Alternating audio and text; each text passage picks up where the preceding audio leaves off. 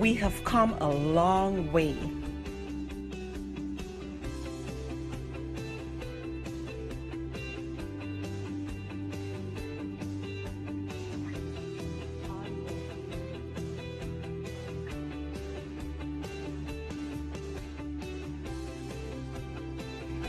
But still have much work to do.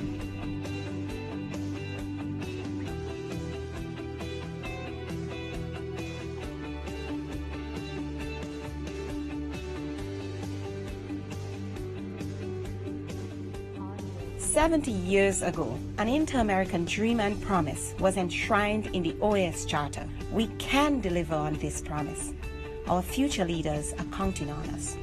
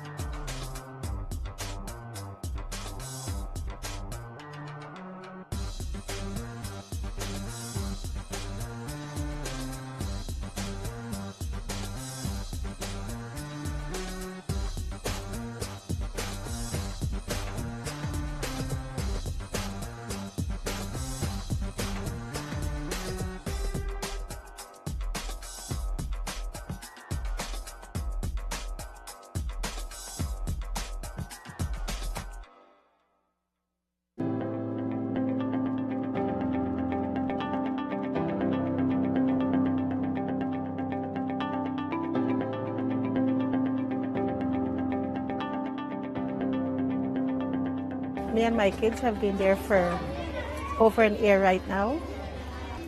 And children are friends. It doesn't matter where they come from.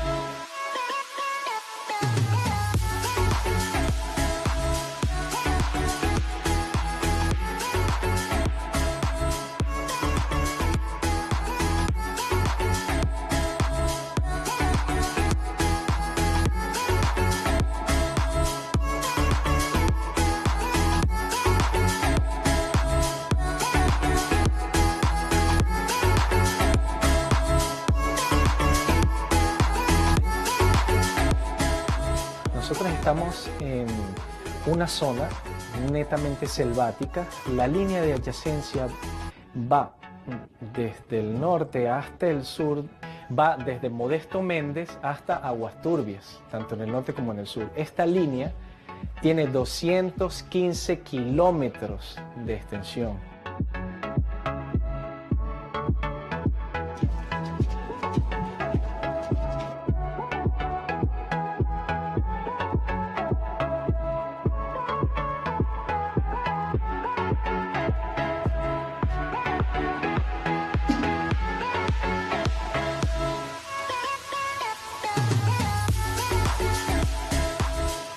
De allí vino él, se buscó creo con los de la OEA y de allí vino el proyecto para acá, para Judá.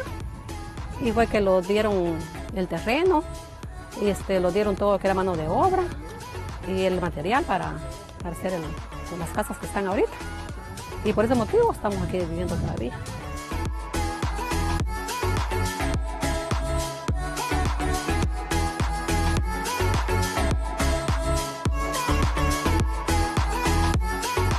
La misión continúa trabajando en la implementación de medidas de fomento de la confianza mientras aguarda el resultado del reclamo que está atendiendo la Corte Internacional de Justicia por la disputa marítima, territorial e insular. Nuestra oficina en la zona de adyacencia realiza verificaciones a solicitud de ambos gobiernos, facilita reuniones y patrullajes conjuntos entre las Fuerzas Armadas y promueve una cultura de paz y cooperación entre las comunidades locales. Children will be children and they have harmony. They don't see each other as a different country, but they see each other that they're growing together.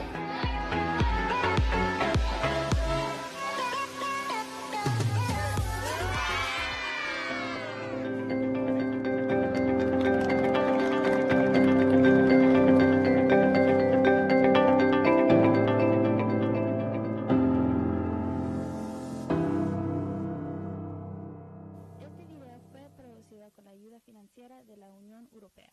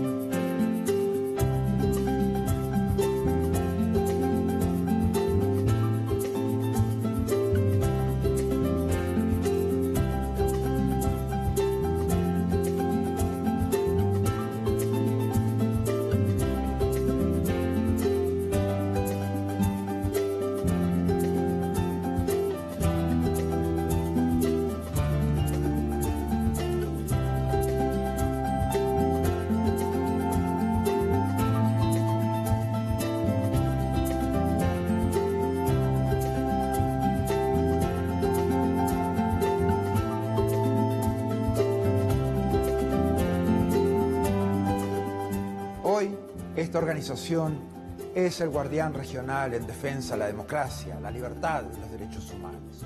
Los países se han comprometido con estos valores a través de instrumentos legales como la Carta Democrática Interamericana, la Convención Americana de Derechos Humanos y todas las demás convenciones interamericanas.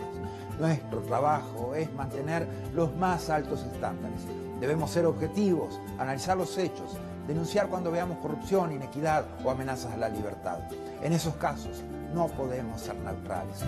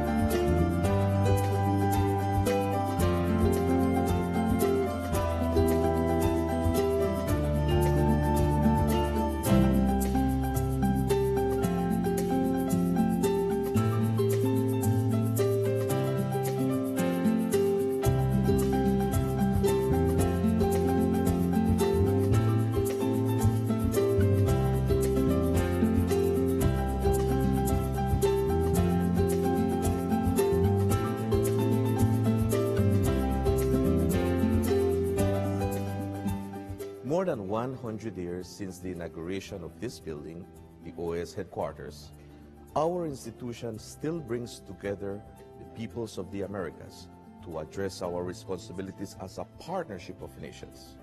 As we look to the future, our work must also focus on the construction of a positive agenda that continues to favorably impact millions of lives every day.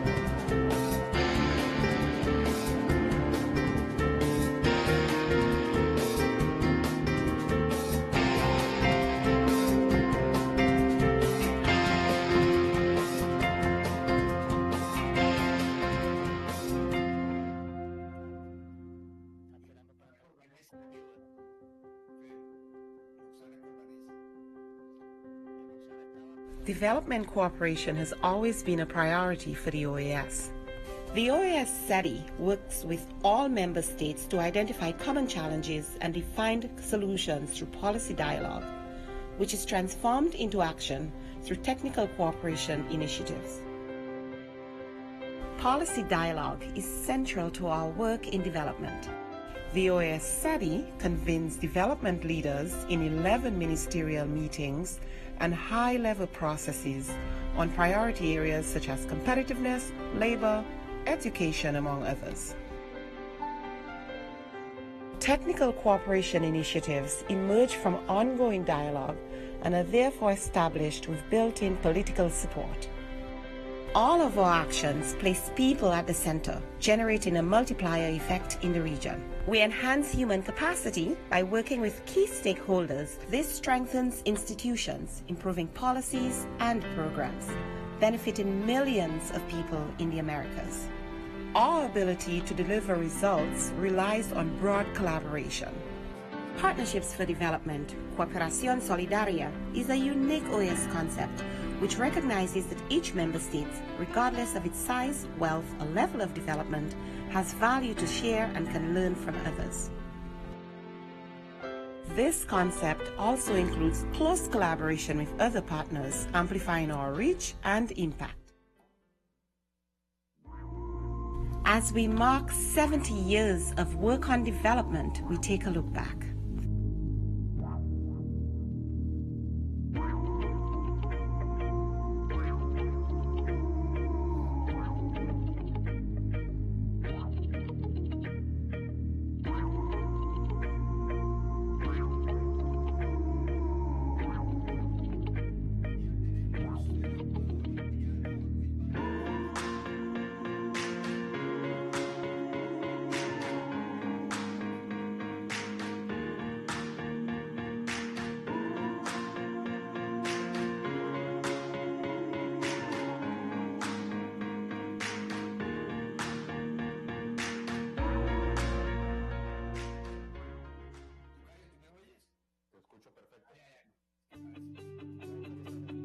This long evolution, driven by member states, has fine-tuned our unique model to support inter-American development.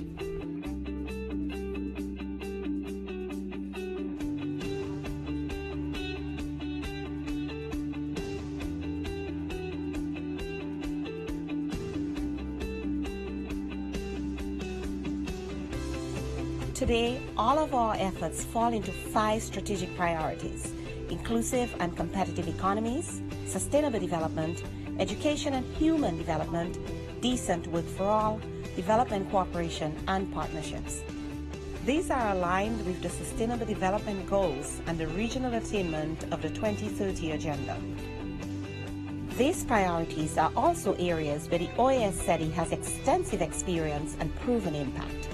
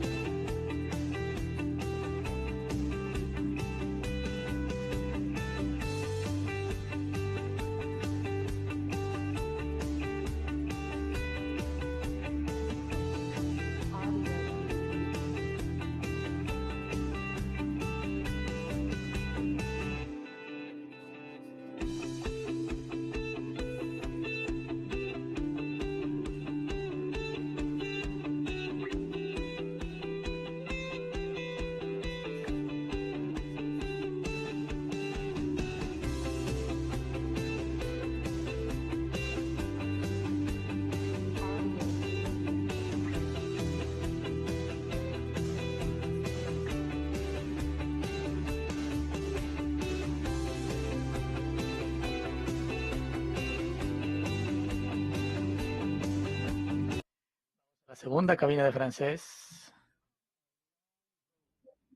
Catherine, perfecto, te escuchamos. Muy bien.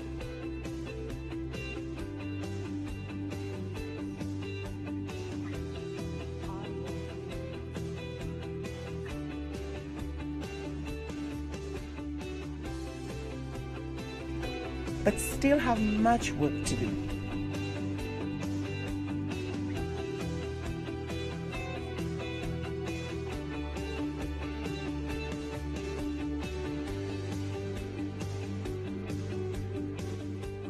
"70 years ago, an inter-American dream and promise was enshrined in the OAS Charter. We can deliver on this promise.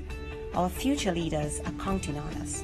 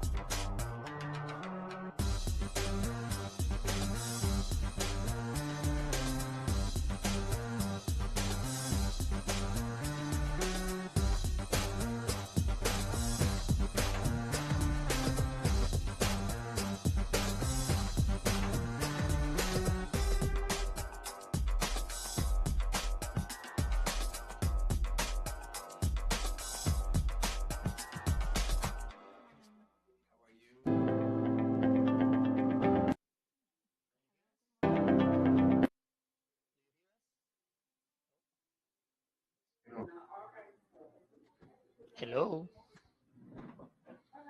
Can you hear us, Ms. Leslie? Children are friends. It doesn't matter where they come from.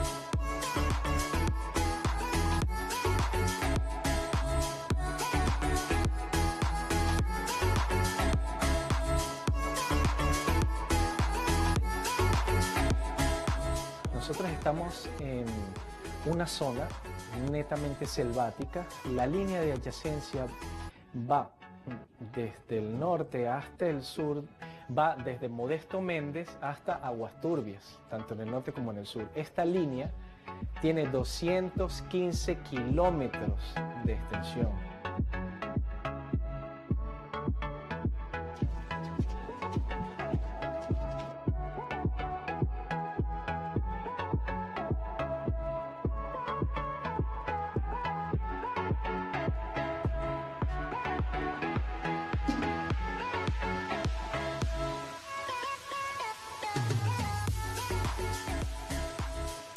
De allí vino él, se buscó creo con los de la OEA y de allí vino el proyecto para acá, para Judá. Y fue que lo dieron el terreno, y lo dieron todo que era mano de obra y el material para hacer las casas que están ahorita. Y por ese motivo estamos aquí viviendo todavía.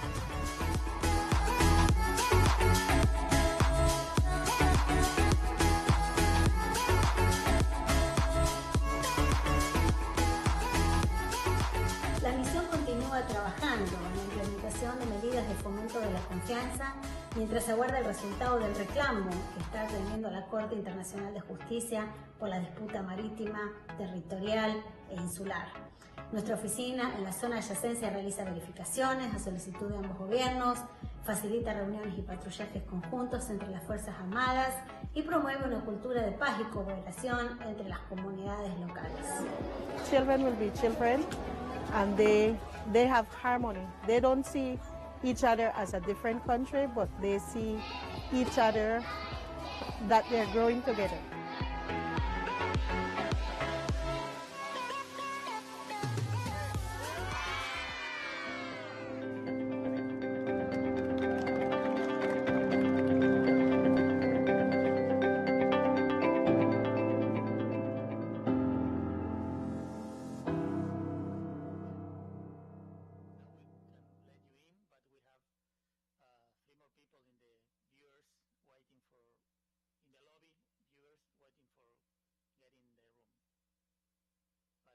working good.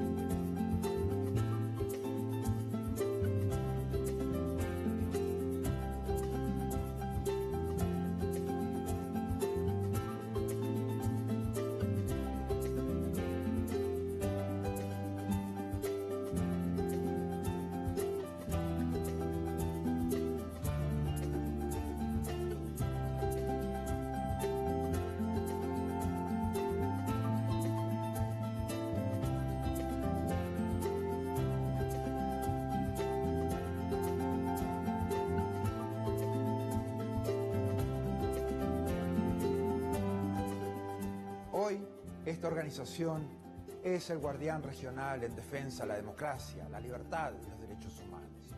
Los países se han comprometido con estos valores a través de instrumentos legales como la Carta Democrática Interamericana, la Convención Americana de Derechos Humanos y todas las demás convenciones interamericanas.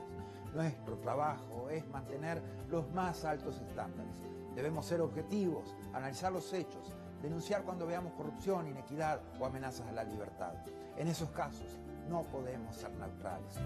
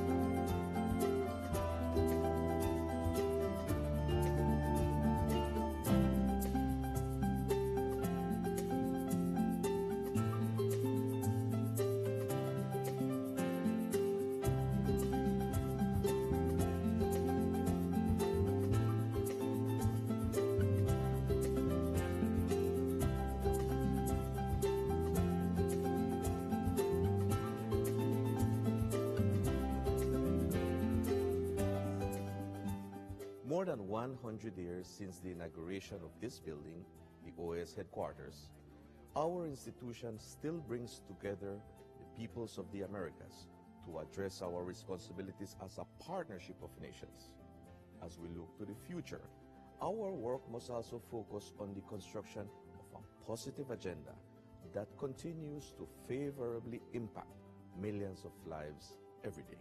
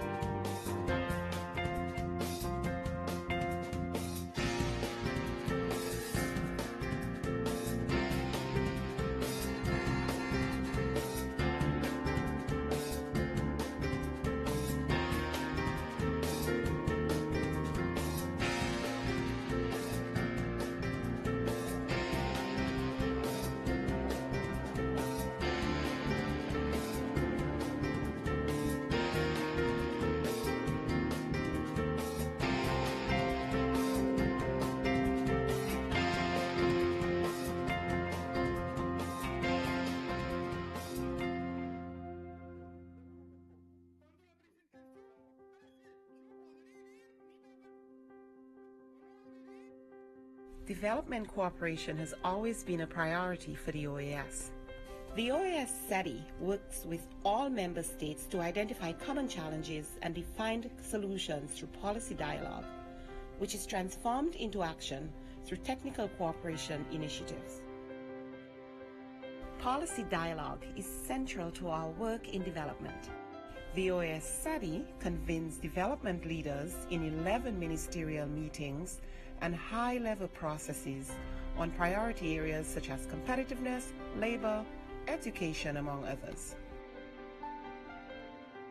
Technical cooperation initiatives emerge from ongoing dialogue and are therefore established with built-in political support.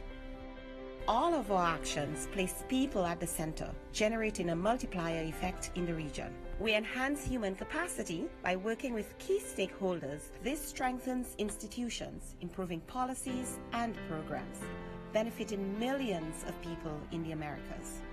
Our ability to deliver results relies on broad collaboration. Partnerships for Development, Cooperación Solidaria, is a unique OAS concept which recognizes that each member state, regardless of its size, wealth, or level of development, has value to share and can learn from others. This concept also includes close collaboration with other partners, amplifying our reach and impact.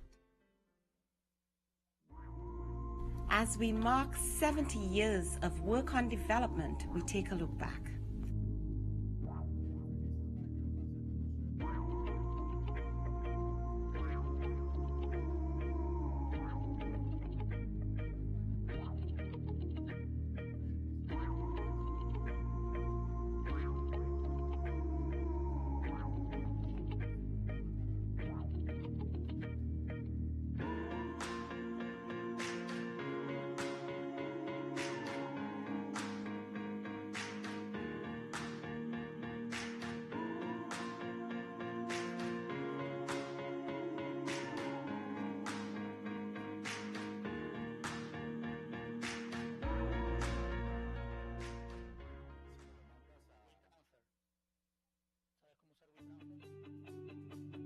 This long evolution, driven by member states, has fine-tuned our unique model to support inter-American development.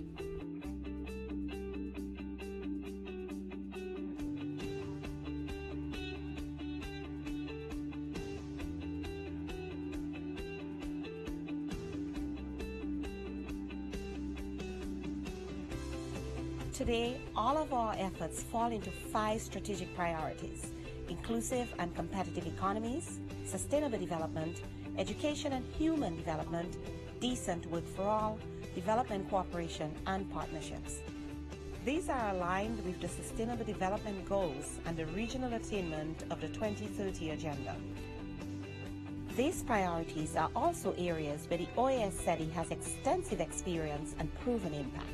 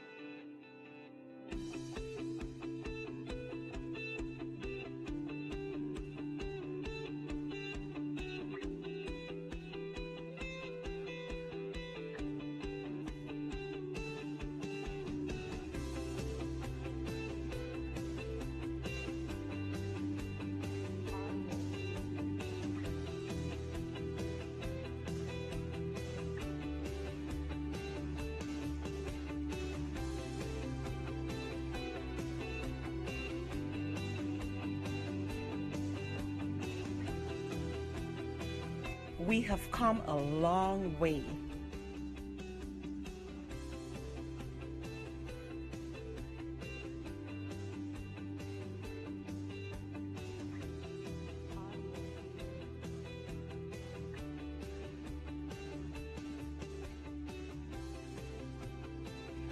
but still have much work to do.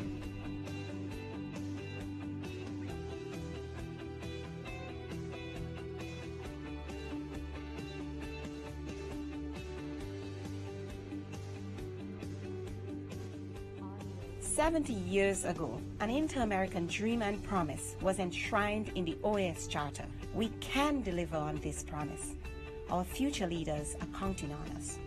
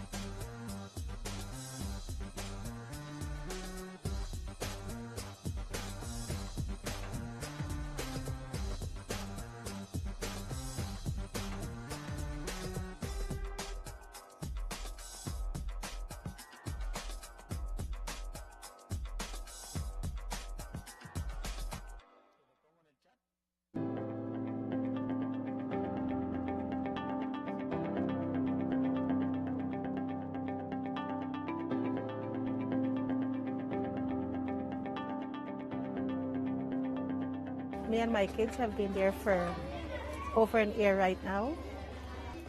And children are friends. It doesn't matter where they come from.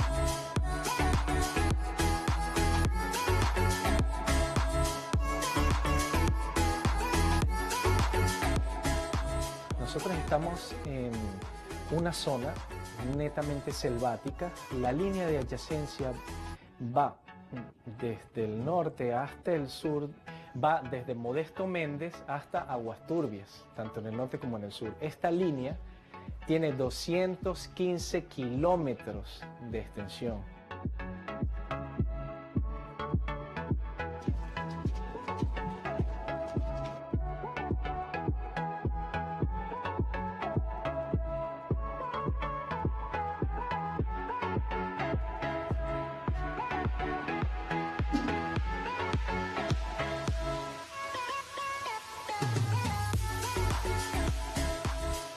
De allí vino él, se buscó creo con los de la OEA y de allí vino el proyecto para acá, para Judá. Y fue que lo dieron el terreno, y lo dieron todo lo que era mano de obra y el material para hacer las casas que están ahorita. Y por ese motivo estamos aquí viviendo todavía.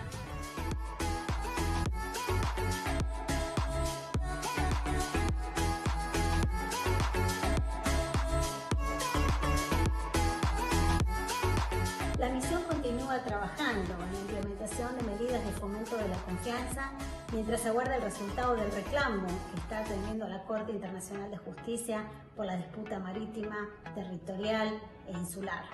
Nuestra oficina en la zona de adyacencia realiza verificaciones a solicitud de ambos gobiernos, facilita reuniones y patrullajes conjuntos entre las Fuerzas Armadas y promueve una cultura de paz y cooperación entre las comunidades locales. Children will be children, and they have harmony. They don't see each other as a different country, but they see each other that they're growing together.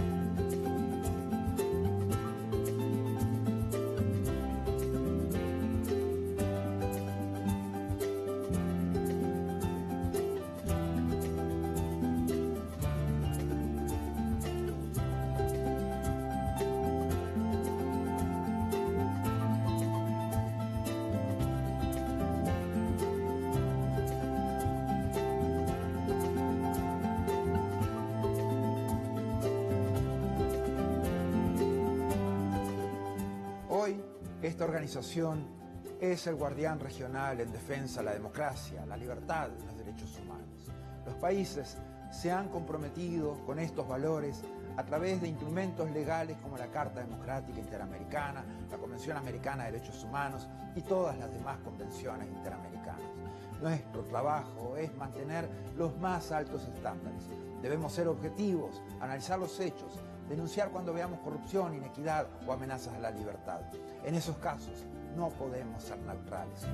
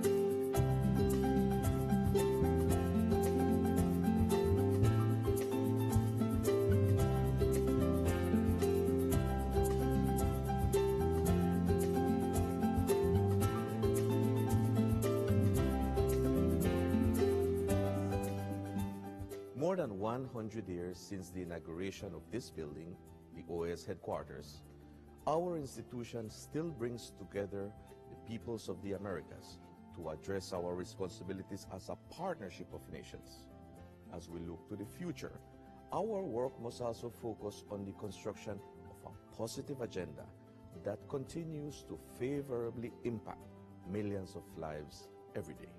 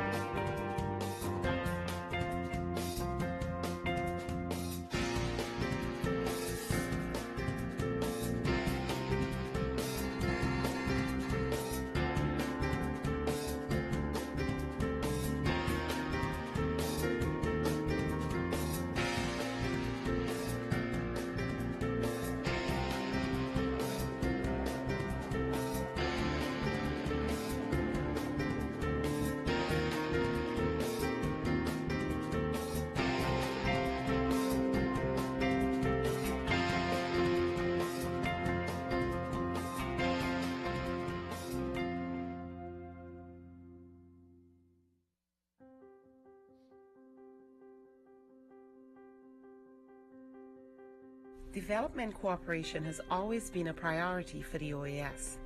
The OAS SETI works with all member states to identify common challenges and define solutions through policy dialogue, which is transformed into action through technical cooperation initiatives. Policy dialogue is central to our work in development.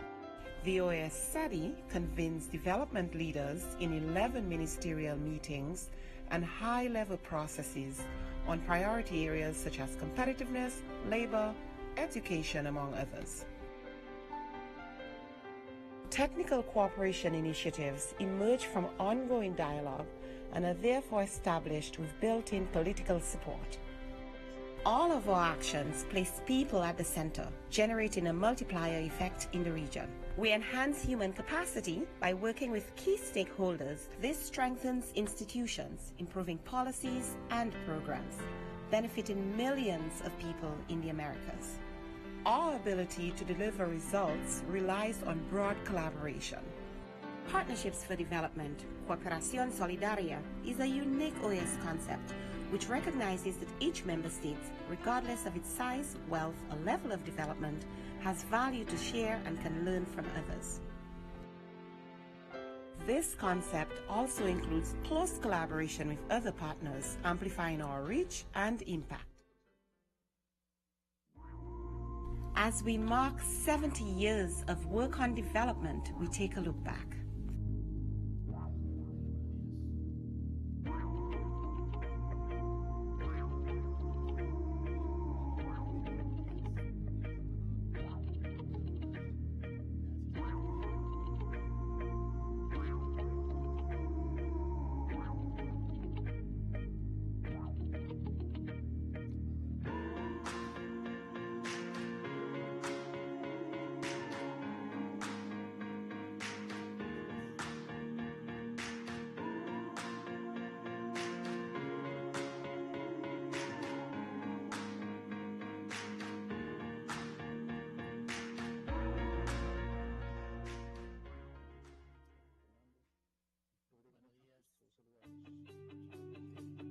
This long evolution, driven by member states, has fine-tuned our unique model to support inter-American development.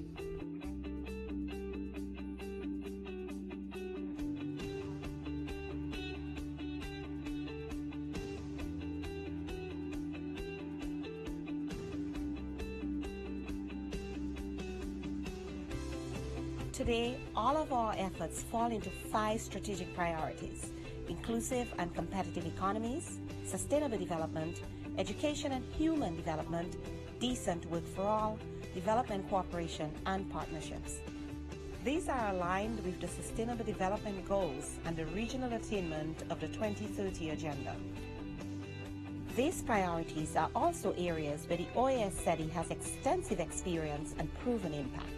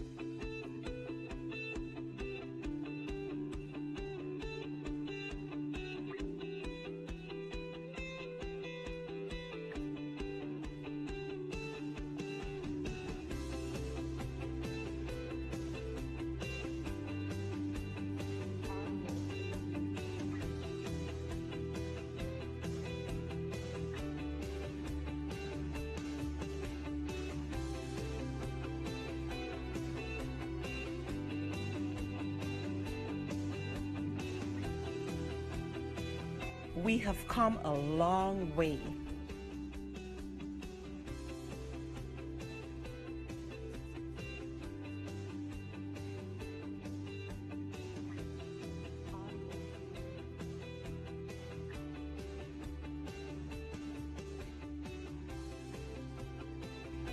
But still have much work to do.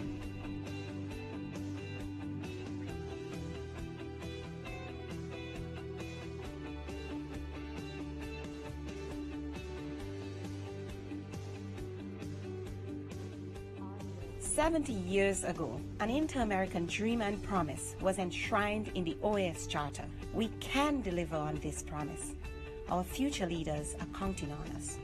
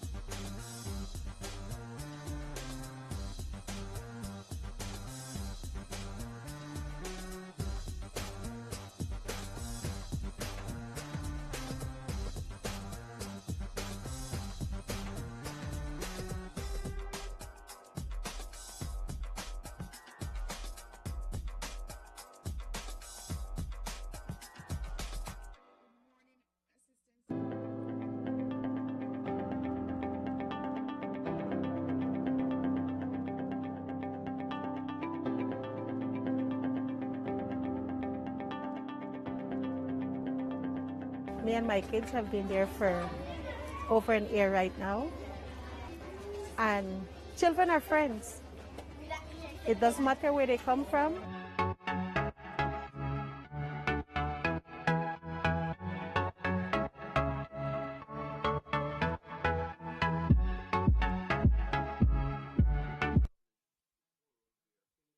Testing for audio and video.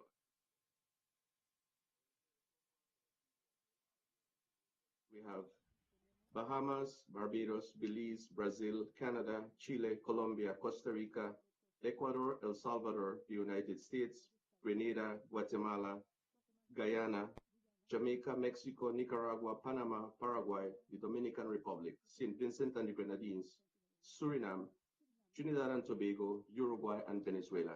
We have quorum, Madam Chair. Thank you. Thank you, and good morning, Assistant Senator General. Good morning, distinguished Secretary General, permanent representatives, alternate representatives, ladies and gentlemen. Before proceeding to the adoption of the order of business, I wish to take this opportunity to express our deepest condolences to the people and government of Argentina for the passing of Diego Armando Maradona, widely regarded as one of the greatest football players of all time. He was also a global figure and a sporting, cultural icon in Latin America and the entire world. We in the Caribbean loved Maradona. May his soul rest in peace.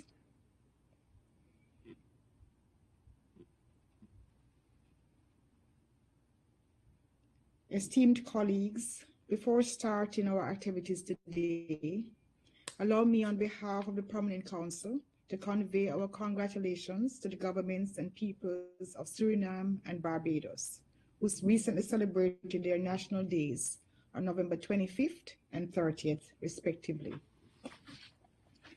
Let me also congratulate the government and people of Brazil on their recent elections. Item 1.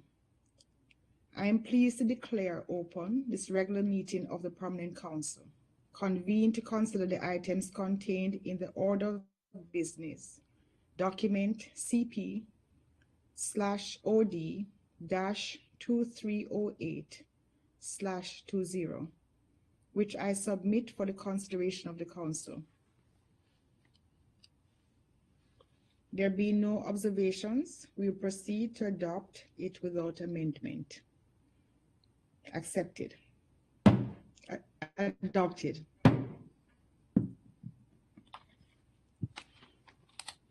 The next item is a presentation on the implementation of the final agreement to end the armed conflict and build a stable and lasting peace by the Presidential Advisor for the Stabilization and Consolidation of Colombia, Dr. Emilio Jose Arquilo, pursuant to the request from the Permanent Mission of Colombia, contained in document CP/INF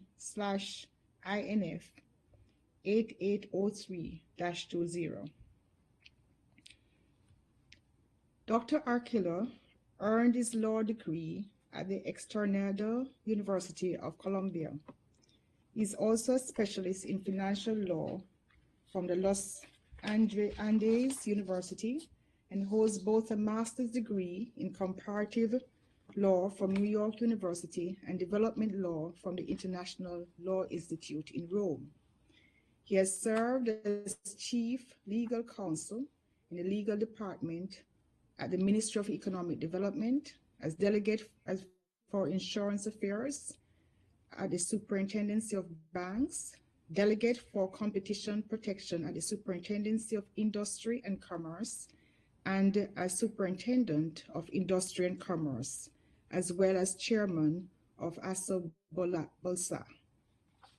He is currently the director of the Department of Economic Law at the Externado University in Colombia and the founding partner of the law firm Arquilo Abogados. Dr. Arquilo, welcome to the Permanent Council. You have the floor, sir.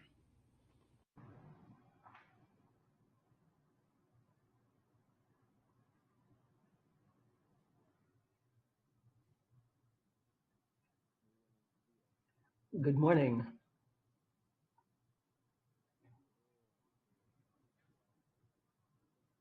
I would particularly, especially like to greet Secretary General Luis Almagro and Assistant Secretary General Luis Nestor Mendez, the representatives of all member states, permanent observers of the OAS, as well as our Ambassador Alejandro Cortoño, the permanent representative of Mapoya in Colombia, and Roberto Mendez.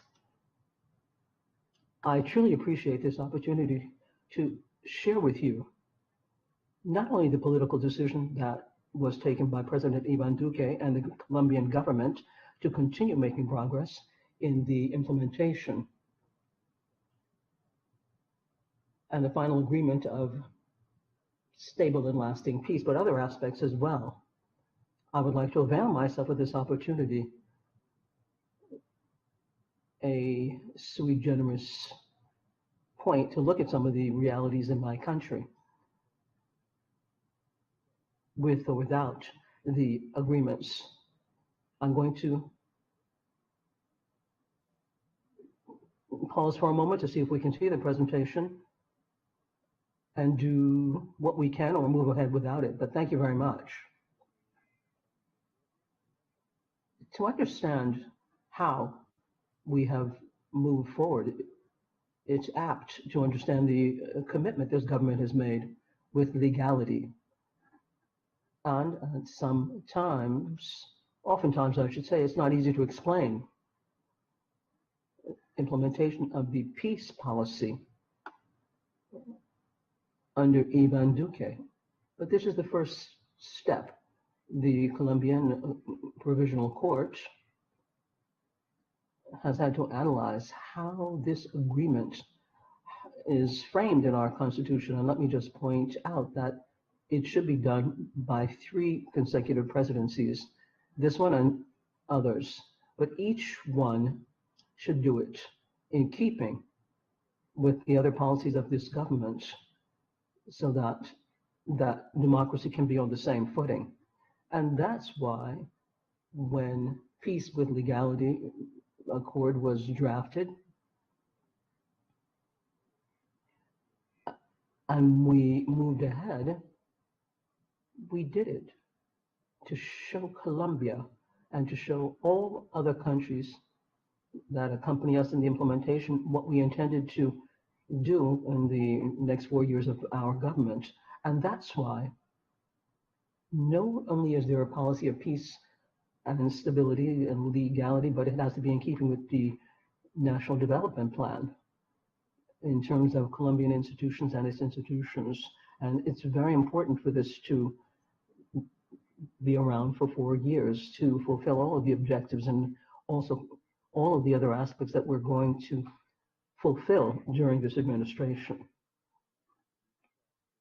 It's a policy that really calls for an historical responsibility to embrace a vision that we'd like to have, as we don't want only short-term plans, but also cover all of the different time frames embodied in the agreement. And then, of course, finally, we make concerted efforts, and we continue to do it so that we can bring in our resources in the Colombian process. We do have to understand that what we've done is something similar to a scaffolding of a budget, because the documents that we have are the documents in which we have an economic analysis as to how much implementation would cost, but also bearing in mind that these resources cover their aspects. Now, as I was saying, given this current set of circumstances and given the current state of play, it's very ambitious in terms of the changes that we would like to get, but they're also being achieved. Let's move on. We are dreamers because we understand that we have a very special opportunity. It's a sole opportunity in many respects. the topic of our victims, the people that have been most hard hit by the poverty, to have integral development in some of our regions and to stabilize the third part of our region, which has been the most hard hit by poverty and violence. To eliminate these things are embodied in the 3-year programs that we have, but we also understand that our country has made many different attempts, and the idea that this could be done in 4 years, I think that it's one of the stumbling blocks, actually. Now, my country has this very special opportunity. We have the opportunity in that all of the things we are moving for were done before without agreements, but we can change that, given that this should be a process over the course of 3 different administrations, as I said. But to do all of this, we are clear in our thinking that we need each and every one of the pillars, and we have to have these plans based on the documents so that we're sure that we can achieve and get where we're going. Now I'm going to show you the long-term vision, one of the pillars. This is a solid planning, and then the third thing we'd like to do is to have the process by December 21. Let's move on. Go ahead. At the core of all of our efforts, and priority number 1 in the midst of all of our activities, is to work with the victims. And the political will is to accompany this process. I couldn't be more clear, but we submitted this to the Congress of the Republic based on the decision that we could extend it for 10 more years. So we're going to have it around by 2030. And we also remember that in our country, there are more than 9 million Colombians that have been affected. They have been victimized by all of this, but for the first 20 some odd months, we got people who, 219,000 some odd people who received compensation, and this represents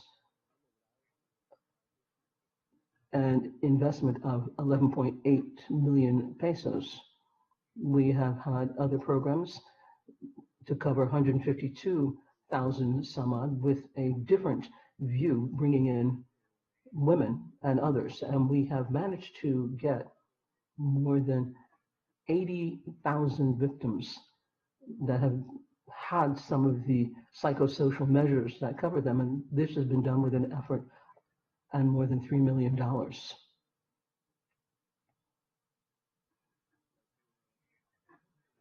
The group for reparations across the board ended up with reparations very important for our country. These are reparations when, in point of fact, the victim is not an individual, but it's because they were Afro-descendant, or they were women, or they were indigenous people. And in the entire history, it's a very time-worn, long-standing history, but we were able to offer 2 sets of reparations in the first 2 years, and we've multiplied this by 10. We have had 20 sets of reparations of more than $3 million, and the return plans are the ones that are going to be used for the people who have been displaced from their own lands.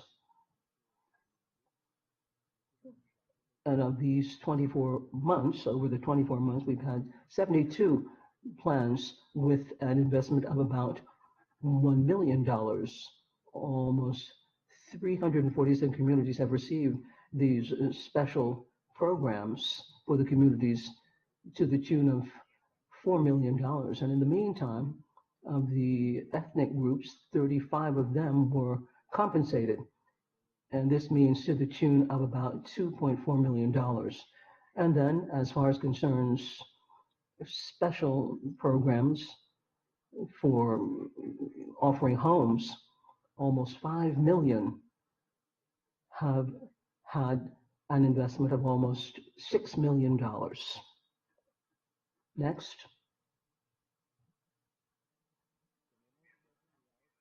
We have two units that work together. One is for the reparation of victims, and the other is the compensation or return of lands. And in this particular case, we've managed to have almost all included in the registry of victims as displaced people. They have had their own registry, and this is about more than 127,000 requests to be recorded or registered. We've pulled in 107,000 requests and 85,000 cases that we've rounded off.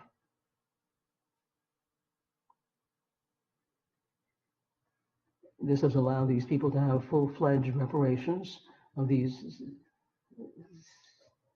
700 and some odd thousand have had their own restitution in 364 municipalities.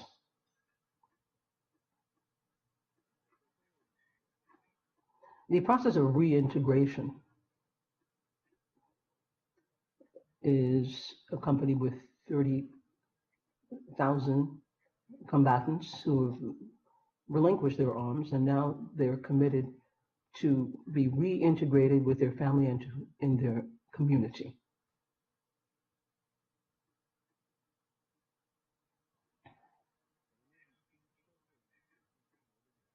We have different kinds of guarantees.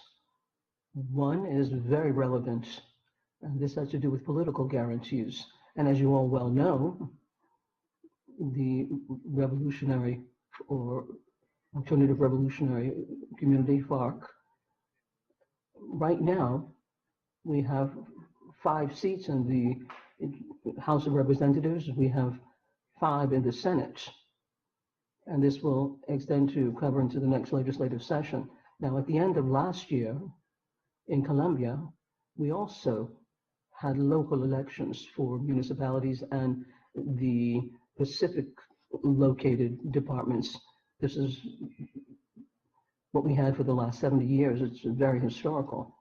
And we had candidates from the party, combatants as well as others, and some of them who were either harmed to the point of death or removed when it came time to voting. So we're looking at the process of reincorporation, reintegration. Each productive project is an enterprise.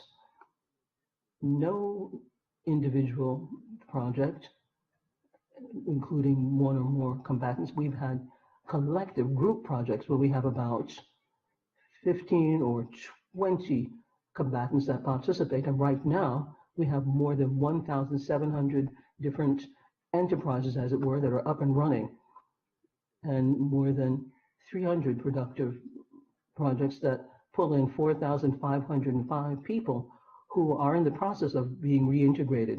We've been able to get 98% of these people looking at their health, and this has strengthened the process, particularly in the light of the COVID pandemic. And 88% of these people are in a system where they receive pensions in Colombia.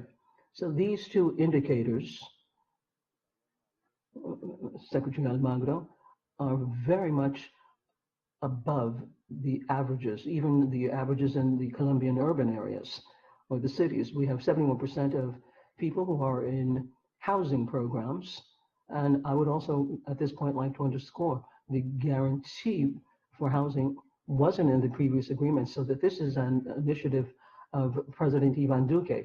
It's been in his hands, and we accord great importance to helping children so that more than 1,334 children receive food assistance. We put together a very detailed center to understand their expectations, I should say, and the figures are astounding. More than 75% of them see their future very optimistically. So once again, this is a percentage which is much higher than the average for Colombia. And 99% of these people have been involved in academic training, particularly in terms of what they wanted to do for the productive projects. 72%, well, I should say 82% have been involved in specific training for work. The development programs with a territorial approach or outlook is to go into the more remote areas in the country, given the violence and the poverty. This represents the third part of our land mass, a third, and we have been very lucky to follow this over time in our country. We've got 3 mountain ranges in Colombia. It's a very complex landmass. The topography is very complex. So we're talking about 20% of our population. People in these remote regions are in the registry of victims. And here we have a third which have been victims of violence. Please go ahead.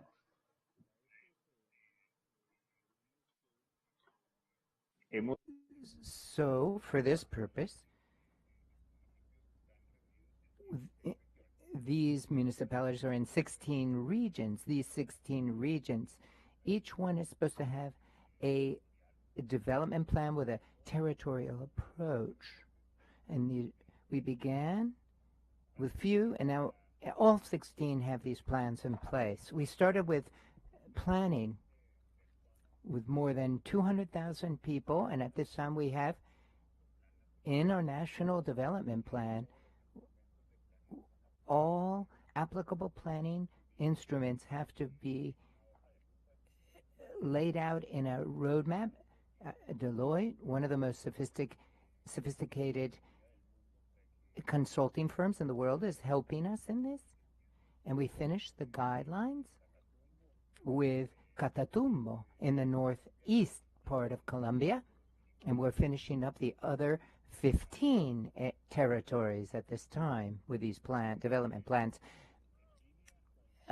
in line with our intent to focus resources to make good with the communities, with the 30,000 initiatives, which are about 150,000 projects is what that translates into. We focus on a financial instrument that we call works for taxes. It existed before. A minister from the prior administration created them, but we're focusing them on the municipalities where these initiatives are taking place. At this time, we have investments of around $123 million. The strength of this is allows for when there's as the changes happen, this really sends out a message of the effectiveness. Additionally, we have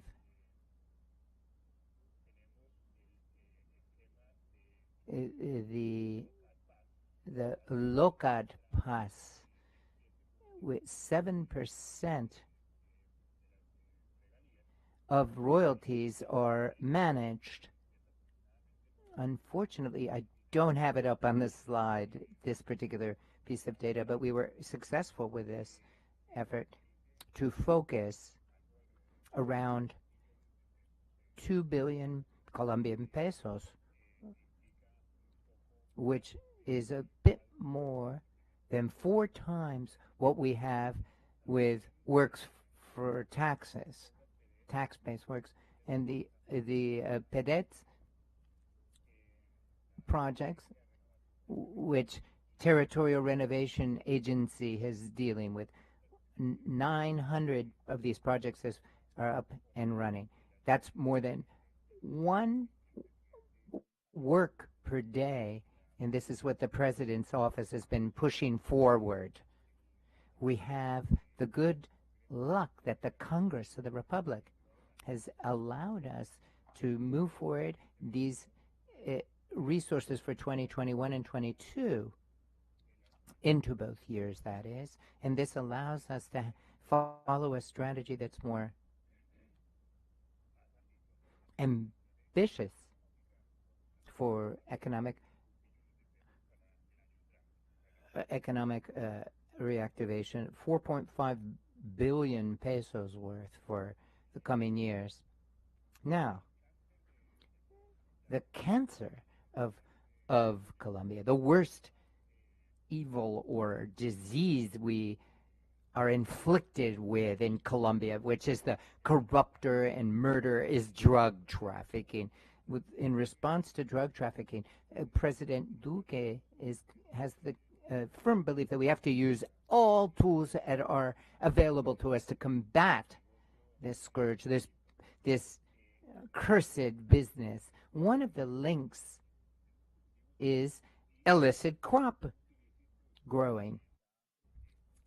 And so to tackle this, we have in the roadmap laid out how to deal with illicit crops. And so that is forced eradication, but also voluntary substitution of illicit crops. And fulfilling the requirements that have been set forth by the Constitutional Court and in conjunction with the Republic of Ecuador. With regard to substitution of illicit crops, this side of the approach, we received, we have an oversized program with 100,000 Colombian families, 400,000 Colombians that are pulling themselves up by their bootstrings to leave poverty. This was in the planning. It was very ambitious. We had technical assistance. We hadn't identified local providers, suppliers. There wasn't anything done for this ambitious program that was laid out. And then President Duque said in so many words that we are going to keep our word with these families. And more than 1 billion pesos were spent. And the institute called Envías, which builds roads in Colombia, has a budget which is around 250 billion pesos. This is a lot of zeros because we're talking about, it's 5 times the budget that, of the 5 times more than the budget that the road authority has for the rest of the country. 97% of these families have eradicated the illicit crops, and so all we need is 0.2% have relapsed back into regrowing illicit crops. But with this success, we have other programs like formalizing people to engage in substitution. We give them a title to the land in exchange for leaving the farming of illicit crops. And so we have support of Moffat Foundation. We're working with 1,500 new families in 4 of the most affected departments by these illicit crops. Next.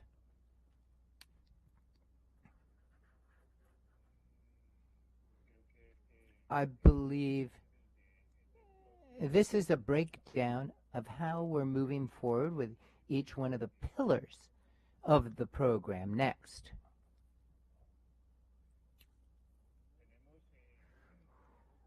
We have 2 other programs. We have payment for environmental service. This PCA, as it's known, allows us to work with families who are located in national parks.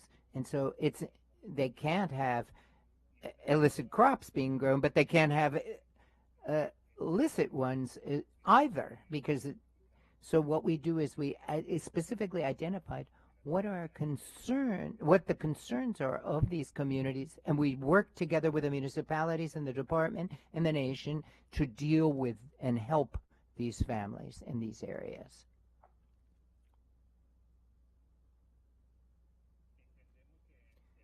So we understand that we have to have a strategy in place to achieve integral rural development. We have very meaningful progress that we've made with regard to access to land and the multi-purpose land register, productive development, alternative mechanisms for dispute resolution, etc. With regard to the multi-purpose land registry, we received a $150 million loan from the IDB and UNESCO, and we restructured LIGAC, which had a monopoly on the land register. We changed the rules so that there could be different land registries, and we have more than 10 in place now as a result. And so we've completed the pilot project in Ovejas in Sucre, and based on that experience, USAID is helping us in another 9 municipalities. This example of USAID was followed by other cooperating agencies like the German agency, the Dutch agency, and we are implementing it for the purpose of COMPES, which is a long-range initiative. 38 municipalities will be reached, almost 80 total, and at the end of the 4-year period, 60% of the Colombian territory will be covered with this program. We planned that the land fund achieve 3 million hectares over 15 years. At this time, we're at about a million hectares under this administration. When it comes to the 7 million hectares that we're trying to formalize within 5 years, we've achieved 500,000 of those thus far, of those hectares. We have the harvest and sale, that is marketing of agricultural products programs. We eliminate the price risks and the risk of not having a purchaser. Almost 100,000 farmers are linked to the program to provide technical assistance. Under the Colombian law, we have to follow a agriculture development plan in 32 departments. We are accompanying the authorities in putting together this plan, and we're implementing almost 20 billion pesos worth in this program is being expended. So there's quite a bit open to talk about that I left untouched that I can answer in the question and answers. I'm sorry I don't have enough time to spotlight many of the other much of the other progress that we've achieved when it comes to water, education, where the results are equally gratifying. But I pledge in the reports that we are going to submit on a monthly basis to Secretary Almagro, I will make them available to the Secretariat for you. Thank you very much.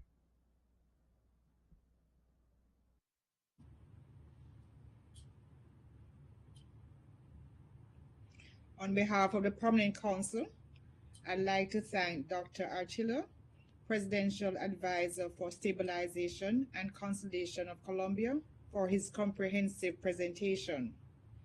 I now offer the floor to delegations that would like to comment on this agenda item.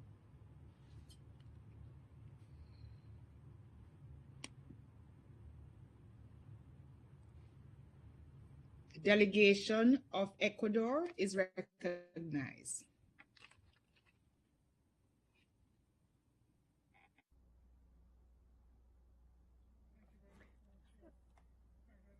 I thank the presidential advisor for his illustrative presentation. Dr. Emilio Jose Alchiva, the presidential advisor for stabilization and consolidation of Colombia. And we're we congratulate Colombia for the efforts it's made to implement this agreement, particularly social, economic, and political integration, and those participated actively in the conflict, as well as the personal and security and corrective measures that were taken in these territories. Likewise, I also salute the progress against transnational organized crime, drug trafficking, and the connected crimes. Ecuador would like to stress the excellent coordination relationship and coordination between Colombia and my country through the technical mechanisms, and because of the mutual confidence we have and trust we have in each other. Under the laws of each country, we've been able to be successful and smoothly engage in this. There is last week a meeting was held on November 26th. Lenin Moreno and Ivan Duque spoke at this meeting and spoke about how these joint efforts under the 7 pillars that make up the bilateral relationship, including the fight against organized crime and drug trafficking, as a demonstration of the good times we're experiencing in our relationships. We've signed a bilateral cooperation agreement to identify the victims of the armed conflict from Colombia who are in Ecuador, and to provide reparation to those who are in Ecuador, but from the reparation program. So, to conclude, I wish that we do achieve total consolidation of peace in Colombia under the rule of law and respect for human rights. Thank you very much, Madam Chair. We thank the delegation of Ecuador and now recognize the delegation of Brazil.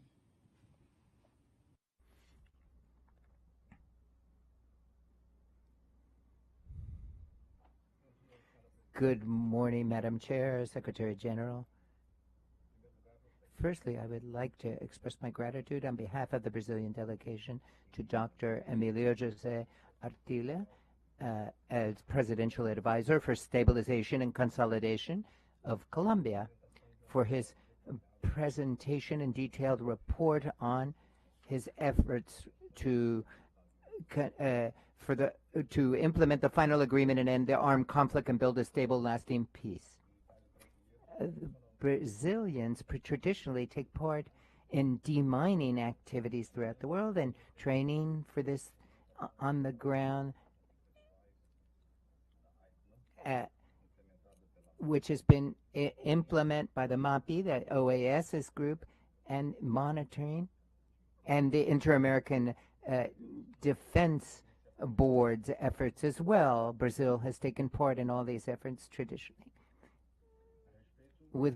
In this regard, the government of Brazil will continue to vehemently repudiate acts of violence by dissident groups and by the rebels in Colombia who are trying to use force to topple the government. And also, with regard to Nicolas Maduro and his regime, we offer our backing against the FARC and the ILN, those who find refuge there. And there has been kidnappings in Colombia in March and June last year, and they have been released by the army as a result of the efforts of the Colombian authorities and the military forces and police forces of the country. Madam Chair, over the last year, diplomats from and have engaged in MAPE and Aguajira, Catatumba, and different parts, and were able to see with their own eyes the efforts of the OAS mission, demining mission. And so MAPE it should receive the recognition of both of Colombia as well as the communities throughout the country who benefit from the efforts. The monitoring efforts help to better understand the dimension of the problems and the complex political social issues involved in the peace process. Since 2004, Brazil has contributed and will continue to contribute to these efforts. There's many efforts that have been made, particularly to stop the growth farming of illicit crops, stop transnational organized crime, and to stop the murders of human rights victims, human rights defender murders. And so institutes of the state of Colombia, and I salute the efforts of the government of Colombia for implementing in a balanced way the peace accords and under all of its pillars. And I want to reaffirm the permanent support of the peace process in Colombia and its corollary, which is for it to be lasting and stable. And we hail the efforts to incorporate the members of the FARC into legal society in every aspect. Brazil reiterates its willingness to contribute to the peace process to the extent that it is able to, and in accordance with MAPE and the other efforts that it joins. Thank you very much, Madam Chair. Thank you. We thank the distinguished representative of Brazil and now recognize the delegation of Canada.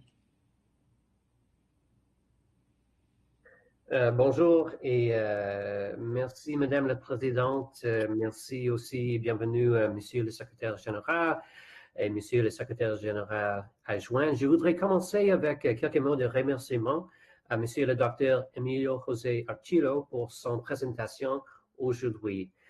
Le Canada est un partenaire indéfectible dans la mise en œuvre de la paix en Colombie. Nous restons déterminés à contribuer à faire en sorte que la mise en œuvre des accords et la consolidation de la paix se poursuivent avec succès.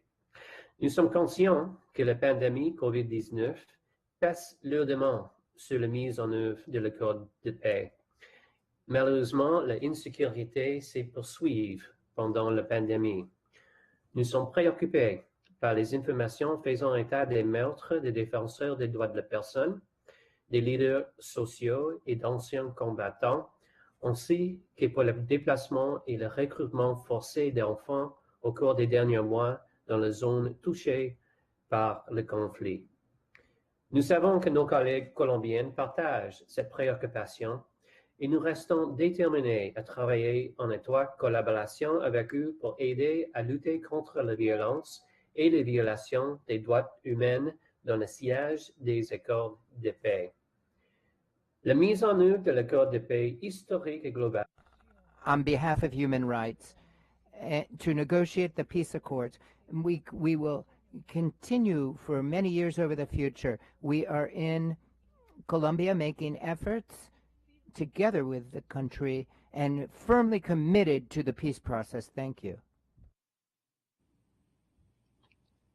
We thank the distinguished representative of Canada and now recognize the delegation of the United States.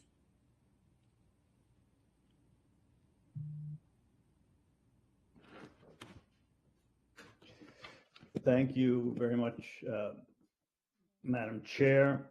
We appreciate you raising this issue before the Permanent Council today. We all know how the difficult challenges Colombia faced due to decades of internal conflict, and we strongly support the peace agreement and the work of the Colombian government and all the stakeholders to implement this agreement. This accord continues to represent an admirable commitment to peace by the people of Colombia, and we appreciate Dr. Archilo's summary of recent progress under the Duque administration. Secretary Pompeo recently discussed our strong and enduring partnership with Colombia when he visited Bogota on September 19th and met with President Duque. The Secretary said, Quote, we had a chance to discuss today the clear desire for the Colombian people to have a lasting and just peace here in your nation. The violence on the part of the FARC dissidents, the ELN, or any other terrorist or criminal group is unacceptable and cannot be tolerated, nor can the actions of regimes like Maduro's, which provide safe haven, aid, and indeed comfort to these terrorists, unquote. The United States recognizes the importance of continued engagement to help Colombia defeat the illegal armed groups that continue to threaten regional security. We continue to support implementation of the final peace agreement. Since 2016, the United States has provided more than $1 billion in direct and indirect support to Colombia's peace implementation, the largest contribution of any international actor. We believe firmly that successful implementation of the peace accord is vital to sustainable progress on security, stability, counter-narcotics, strengthening human rights, and economic development. Finally, the United States would like to salute the crucial work of the OAS to support the Colombian peace process through the MAP program, which has been invaluable to bring together the people of Colombia for a brighter future. Madam Chair, here at the OAS, we often debate the region's problems and difficult issues. It is important for us to recognize the great progress that has been made and to recognize the important contributions of all stakeholders, including the Colombian government, the former combatants, and the OAS itself in promoting peace in Colombia. Thank you very much. We thank the delegation of the United States and now recognize the delegation of Venezuela.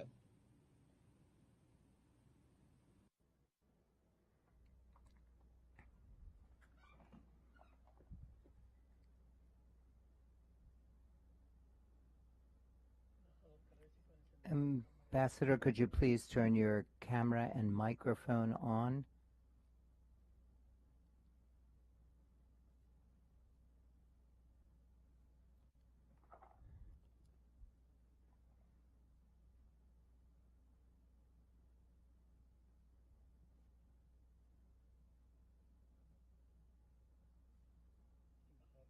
Ambassador Tare, can you hear us? We can't hear you. I believe the ambassador is having connection problems. Ambassador, could you once again request the floor? Refresh your browser and see if you can reconnect, and then ask for the floor once again, please, Ambassador.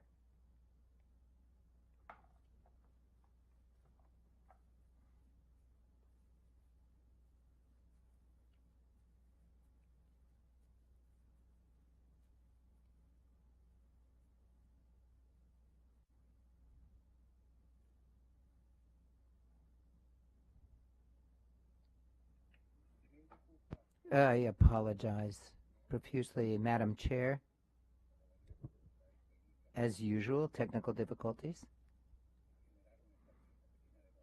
That's why I took so long. I just wanted to express my gratitude for the excellent report presented by Dr. Emilio Jose Archila Ence that President Ivan Duque in Colombia is consolidating this peace in quite difficult circumstances, shall I say. We hail as well the ambitious implementation plan that is being conducted through different governments of different levels, and this makes this a process in which different currents of thought and political orientation groups take part. It's not a single party, but the whole nation. I want to express, on behalf of the interim government of Venezuela, our deep rejection of the policy followed by the usurping government of Nicolas Maduro, who provides refuge and support to the dissident armed groups of Colombia, particularly the so-called ELN and those from the FARC who have not demobilized. And Venezuela is doing everything to keep this violence going. And to oppose the peace process. And these have become more criminal groups than anything else political. So, Madam Chair, to conclude, I just want to express our support to the huge effort of the government of Colombia to put an end to the conflict which has caused so much harm. Thank you. We thank the delegation of Venezuela and now recognize the Permanent Observer Mission of Spain.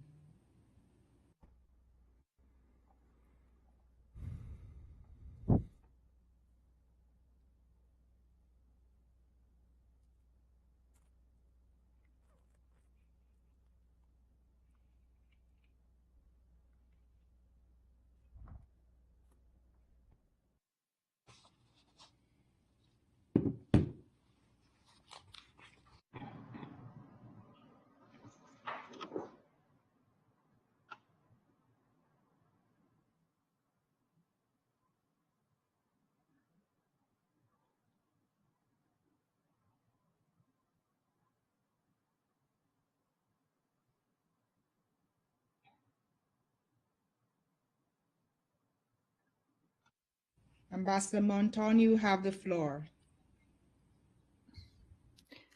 Embajador Montón, veo que tiene problemas.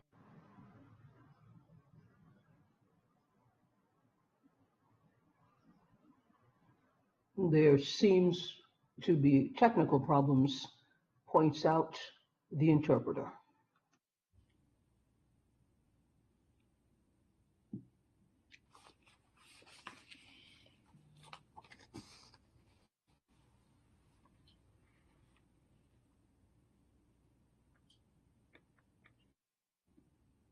In the interest of time, to recognize the Secretary General to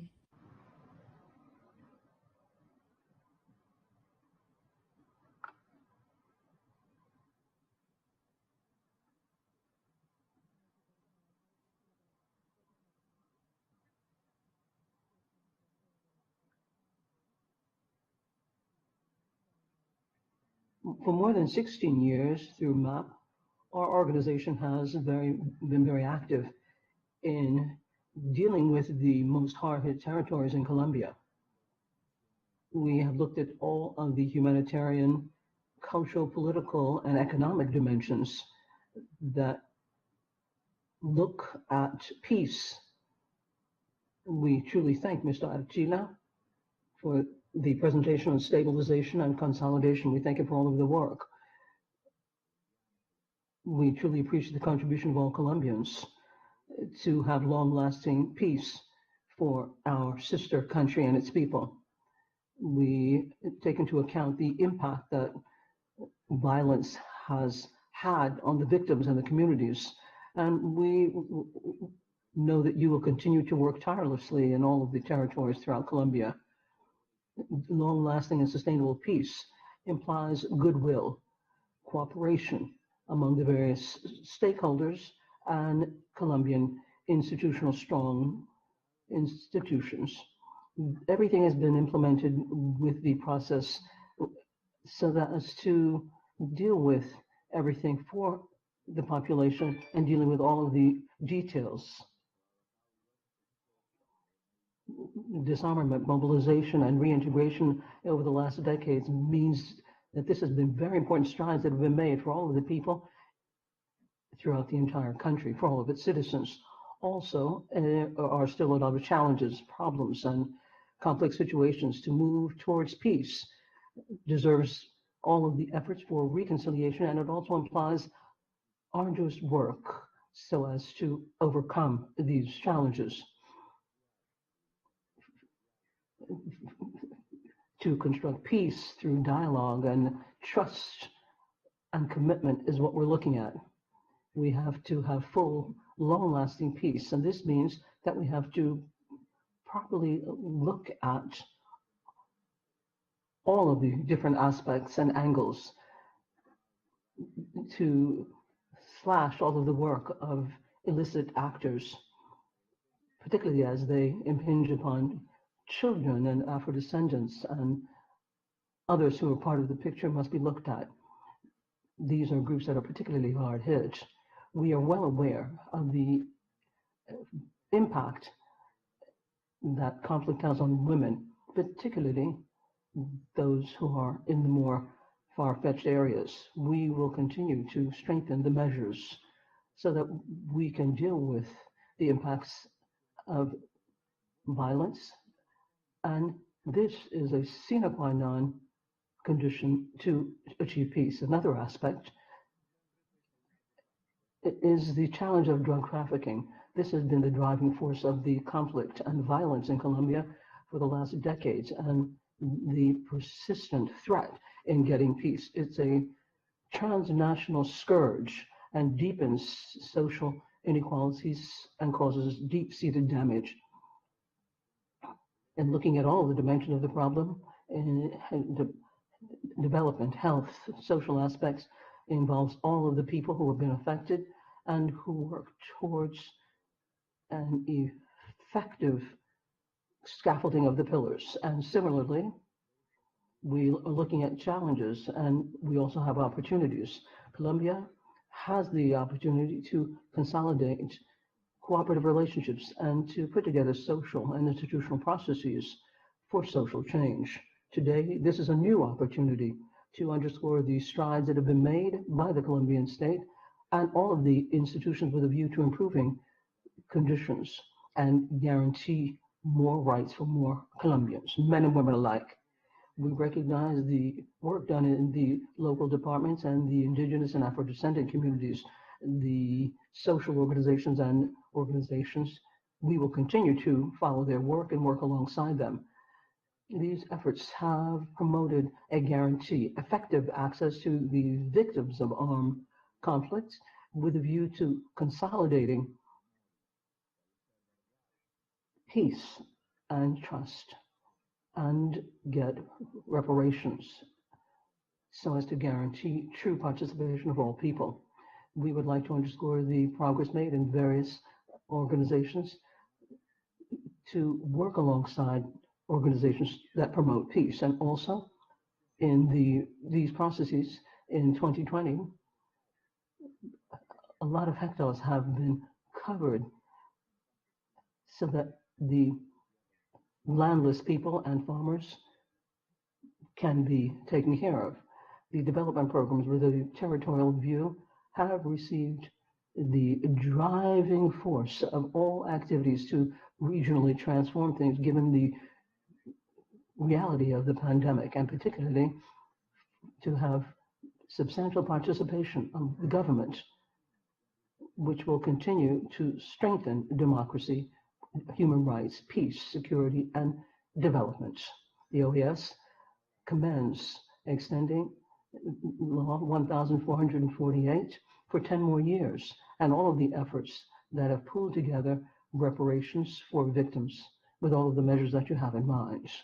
This decision will be to benefit various strategies and activities slashing internal conflict, and will also extend participation of all victims with a view to reparations. With everything involved, we have to pull together financial resources and calls for implementation of measures and strategies with a transforming impact. It also takes into account the diversity of the different territories and regions where the people have the most hard hit. We have to have a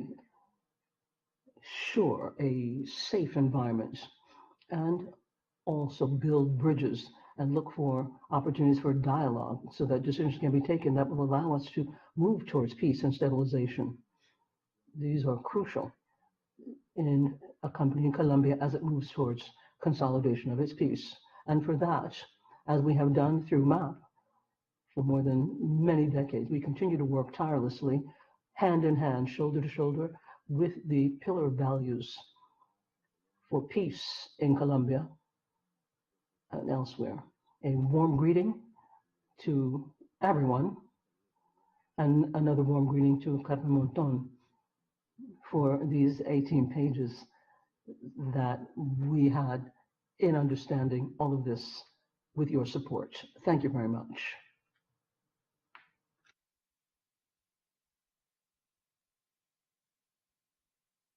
Madam Chair, you're on mute. Thank you, Mr. Secretary General. I believe we now have the delegation of the Permanent Mission of Spain online. Ambassador Montan, you have the floor.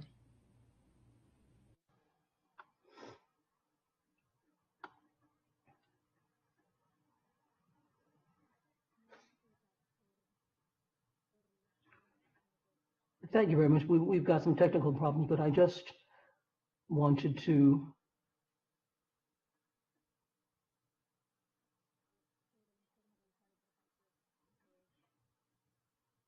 thank you for your presentation.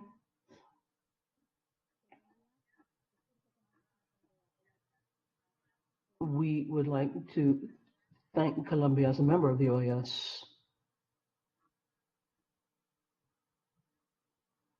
I'm sorry, the ambassador's image and speech is frozen, says the interpreter.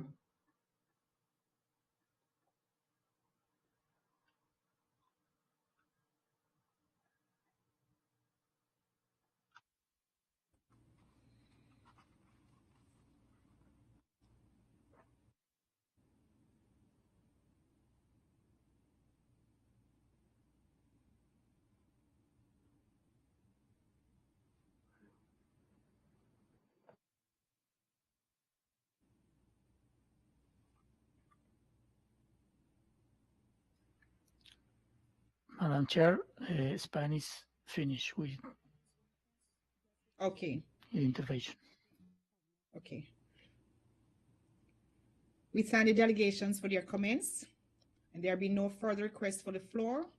I suggest that the Permanent Council take note of the presentation made today by the Presidential Advisor for Stabilization and Consolidation of Colombia, Dr. Emilio Jose Artilo, and the comments made by delegations. There be no objections. It is so agreed. Madam Chair, excuse me. I believe Dr. Archila is requesting the floor again. Okay. We now recognize Dr. Archila.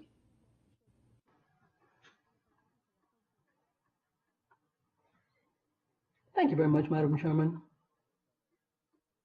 I just wanted to deeply thank you for the opportunity to be here. And on behalf of President Ivan Duque and the government of Colombia, this was a very important moment. We truly appreciate the work that MOP is doing in our country and all of your comments on the presentation. This is truly a lot of motivation to have us move ahead. Thank you very much.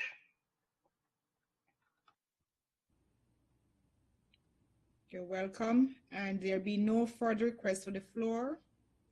I suggest that the Permanent Council take note of the presentation made today by Dr. Archila and the comments made by delegations. There be no objections. It is so agreed. Agreed. We now move to item 3. This next item on the agenda concerns the commemoration of the International Day of Persons with Disabilities. In accordance with the request submitted in document CP/INF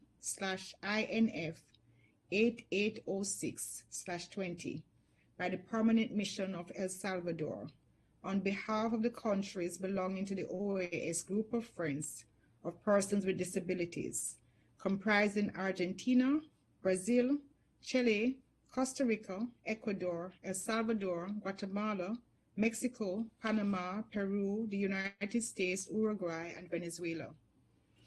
Since 1992, the International Day of Persons with Disabilities has been observed around the world every year on December 3rd to promote the rights and well-being of persons with disabilities in all spheres of society and development.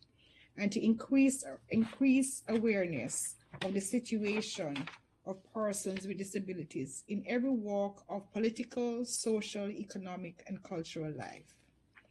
The theme chosen for 2020 is Building Back Better toward a disability inclusive, accessible, and sustainable post-COVID-19 world. According to the UN, there are more than 1 billion people living with some form of disability.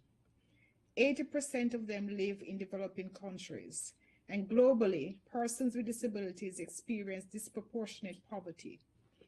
COVID-19 has worsened pre-existing inequalities faced by persons with disabilities. These include disparities in stigma and discrimination, access to healthcare services, the digital divide, social protection, and the risk of violence and abandonment, especially to those living in long-term care and institutionalized settings. Women and girls, indigenous peoples, migrants and refugees, older persons, and other marginalized populations are further exposed to intersecting risks. The UN further underscores that the pandemic can be an impetus to find new solutions for building more sustainable, inclusive, and equal societies. Many hard-earned gains are now at a crossroad. It is thus imperative that disability inclusion be an integral part of crisis response, recovery, and building back better. In this regard, I'm pleased to offer the floor to Ms. Batilde Munoz, Director of the Department of Social at the OAS. Ms. Nunes, you have the floor.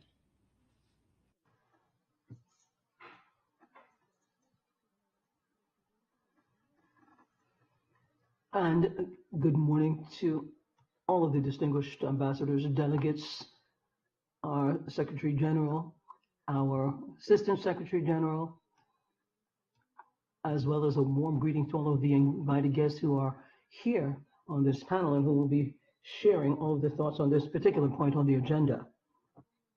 Commemoration of the International Day of Persons with Disabilities. On behalf of my own team today, I'm really very happy and very honored to have the opportunity to present to you all of the activities that undergird this commemoration and a very difficult world that we have had to deal with in the region.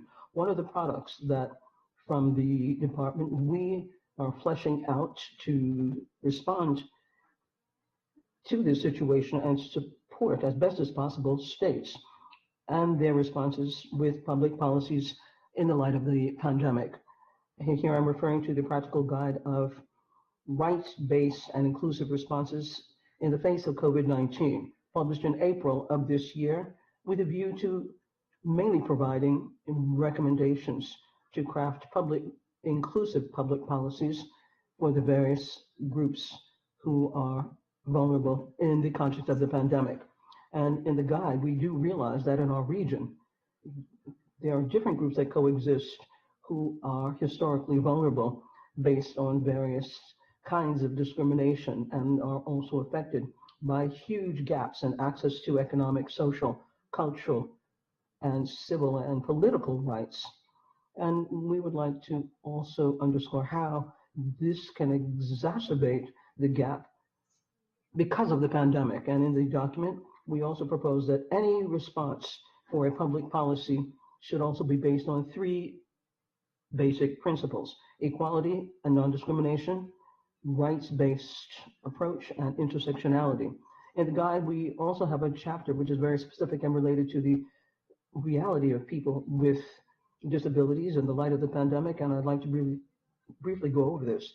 First, this chapter has an analysis of some of the barriers, the obstacles. We map the need to have greater mechanisms for access to public policies to reduce the barriers that they daily have to deal with, and we also share some of the concrete examples where these can be.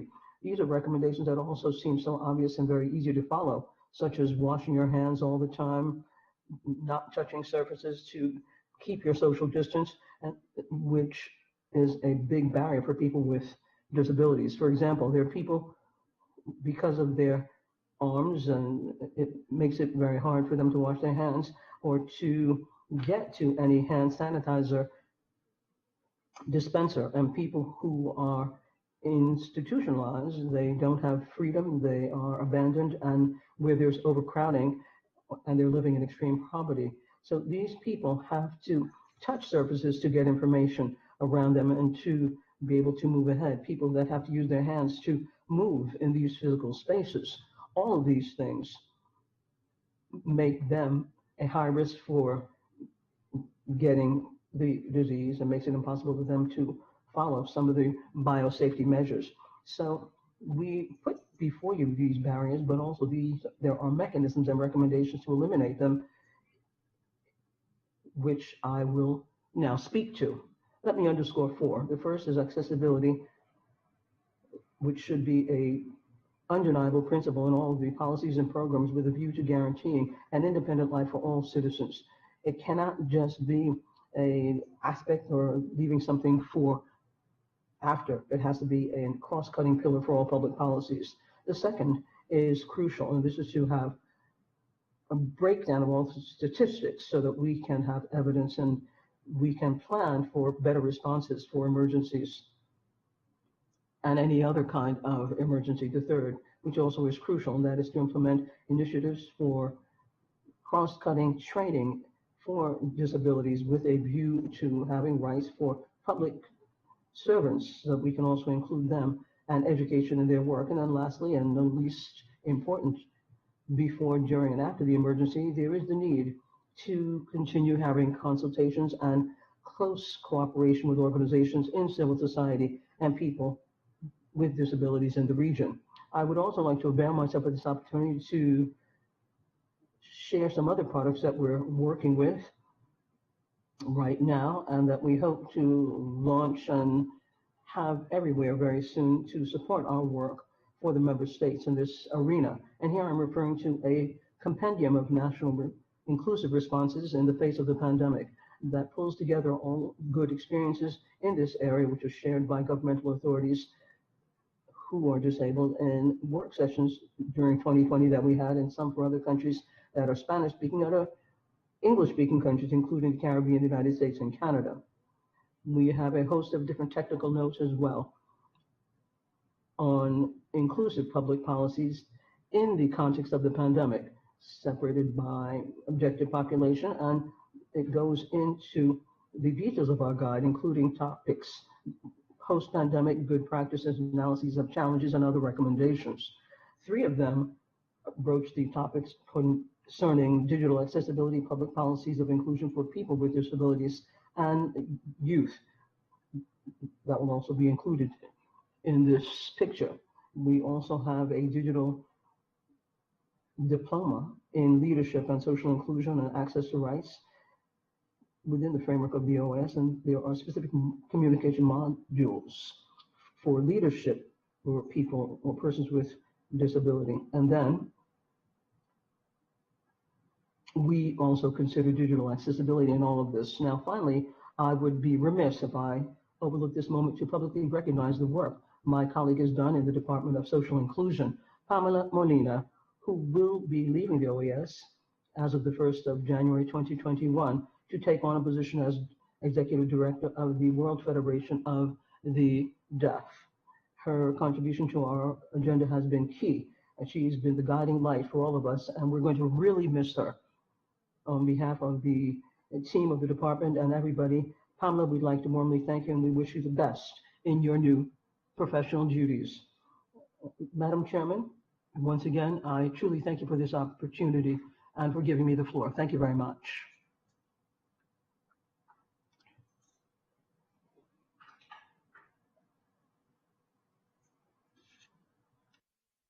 Floor to Ms. Lorena Ulio, President and co-founder of Comparalante Foundation.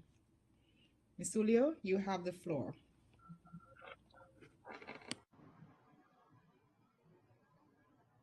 Thank you very much. Thank you very much to the Permanent Council, Assistant Secretary General, Assistant Secretary General, esteemed representatives, member states, I'd like to warmly greet you from Comparlante Foundation. And I'm very happy to be here at the Permanent Council today, let me just say.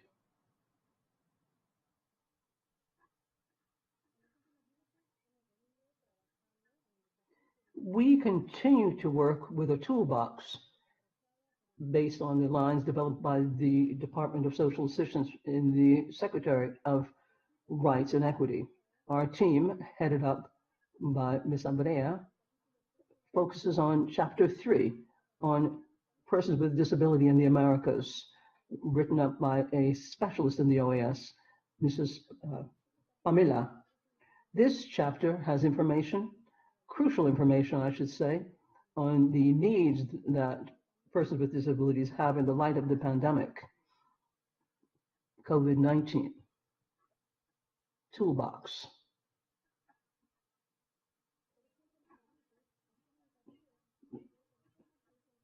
For example, there are people that have to use their hands to get around in their wheelchairs, or they have to touch something to understand their surroundings.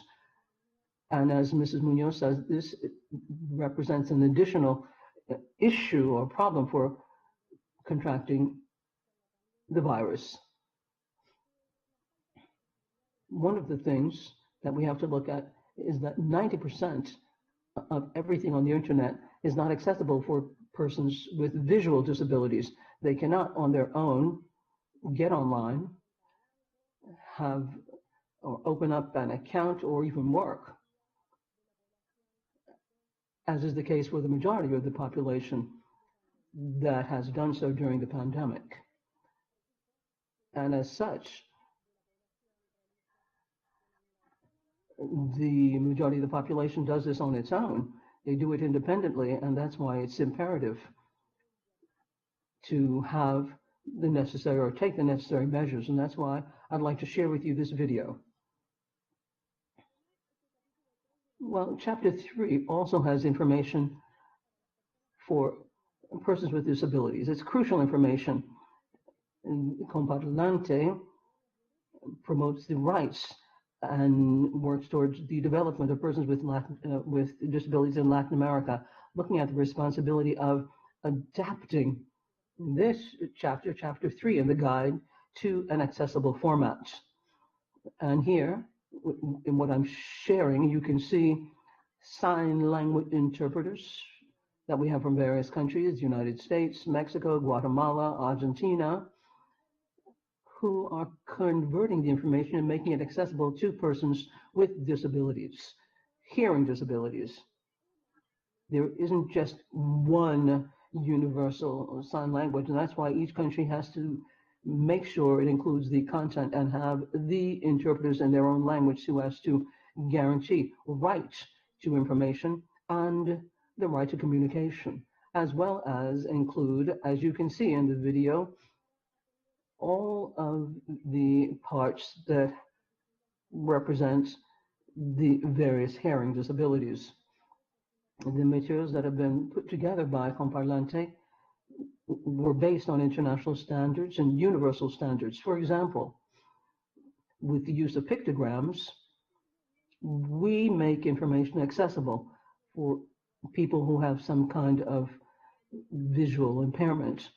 And we use colors and the size of fonts, which can then meet the needs of people with some kind of visual impairment.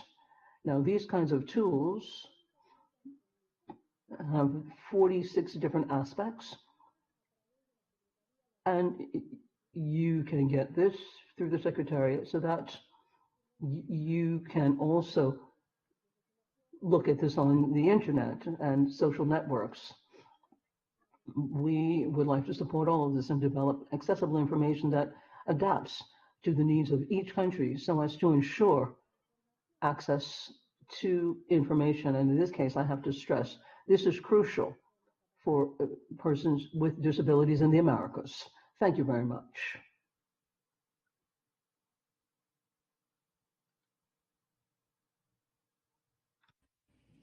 We thank Ms. Julio for your presentation And I'm now pleased to offer the floor to Mr. Tromel.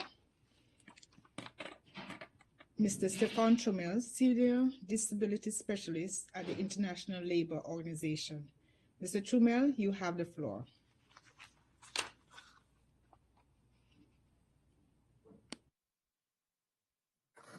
Thank you, Mrs. Chair. I will speak in Spanish.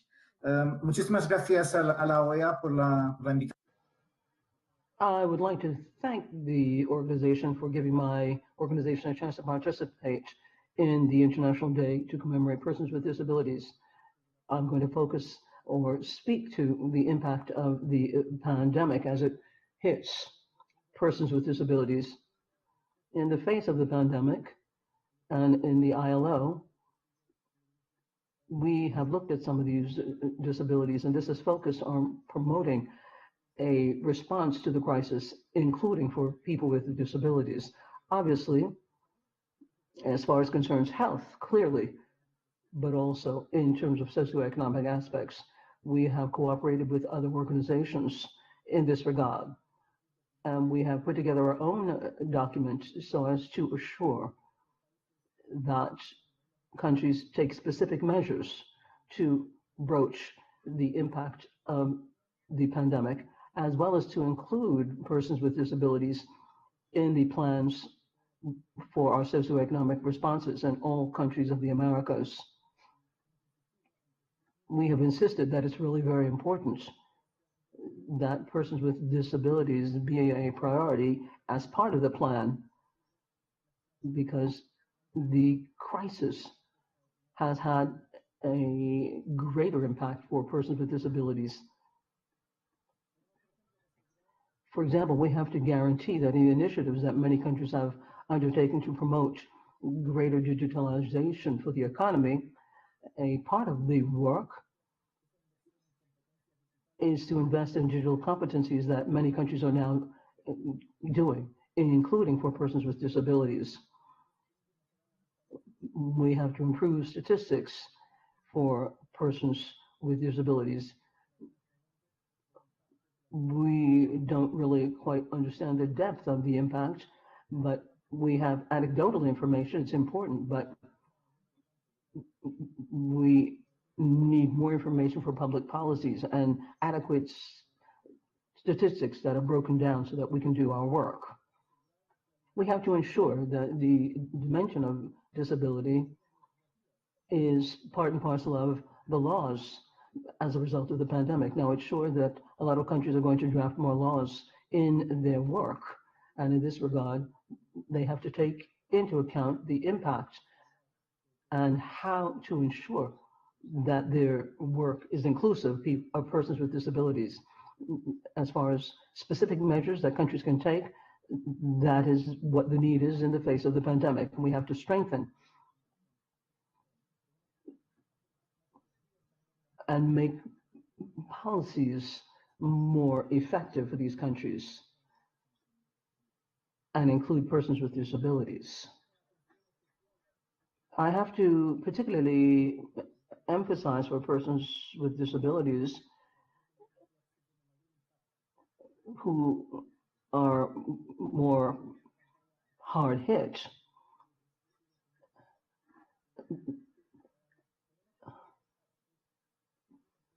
We have to pay particular attention to disabilities or persons with disabilities in the informal sector. Private enterprises, private companies have to be looked at in terms of their own responses and not leave behind persons with disabilities, particularly persons with disabilities in the informal sector, which is the case in many of our countries. This is of utmost importance. Social safety nets are very important. They play a very important role, and it's time now to go over them and get everything in place. And the global network also has to be worked with, and this includes international companies, national networks. We have to work with national organizations in countries and look at some of the measures that they are taking so that we can ensure that the impact of the pandemic is not as negative for persons with disabilities. It's quite clear that these national networks are committed to persons with disabilities, but they need greater government support so that they can continue to uphold their commitment with disabilities. Very interesting initiatives are being taken in your region, and we have always said that disabilities have not always been on the top of the agenda, but a lot of different initiatives, interesting initiatives are being taken, further shoring up their commitments to workers with disabilities. And it's really very important that we support this. The OAS also has their own spokespeople, and it's very important to continue this work. Now, based on your own spokesperson, we need to have a social dialogue that includes persons with disabilities. And this will lead to a better rebuilding, building back better. This is what we're talking about. And this would give us the opportunity to include persons with disabilities, all told. Thank you very much, Madam Chairman.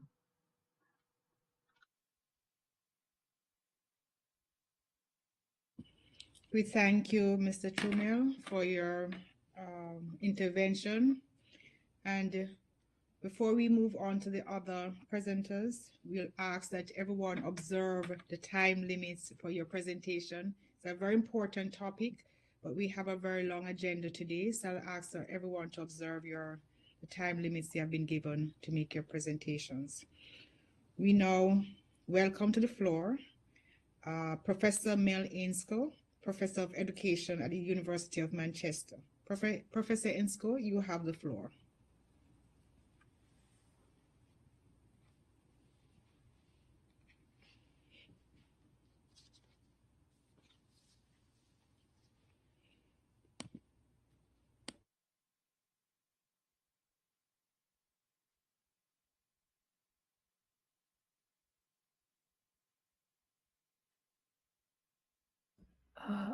Madam Chair, I see the Professor Asco is in the viewer list.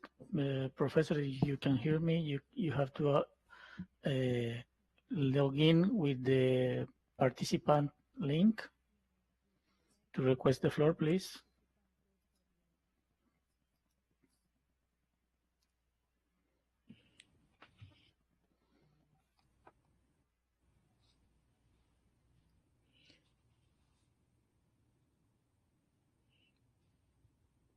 And we'll ask Ms. Molina to also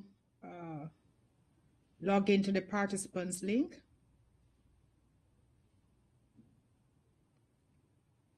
And after Ms. Molina, Mr. Dutini.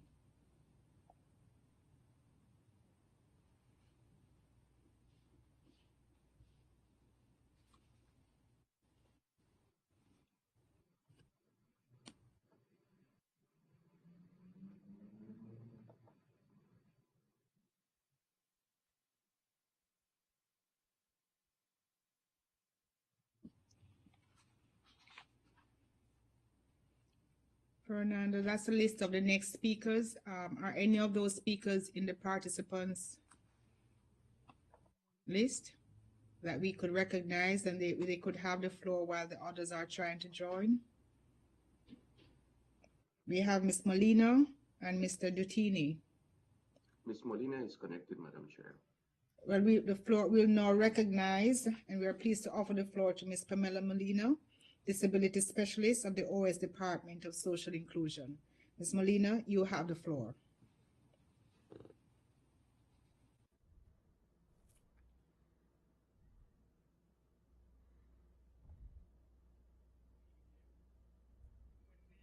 Good morning, every one of you. I thank you for the opportunity to be here with you, and I'd like to ask the operators to put up my presentation up on the screen. I'd be very grateful. Thank you very much. I'm going to show you something and share with you a bit with the delegations, the ambassadors, the member states, what we do in the Department of Social Inclusion and the Secretariat to push forward with the compliance of the plan, program of action and education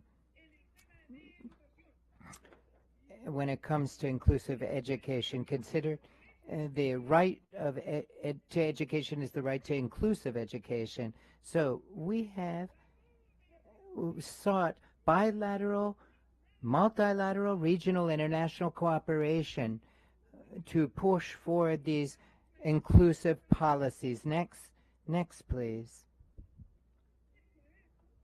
So we have implemented since 2017 the promotion program of inclusive education of the Americas in conjunction with Oritel.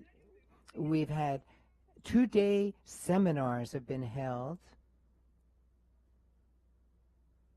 The interpreter apologizes. The sound has cut out.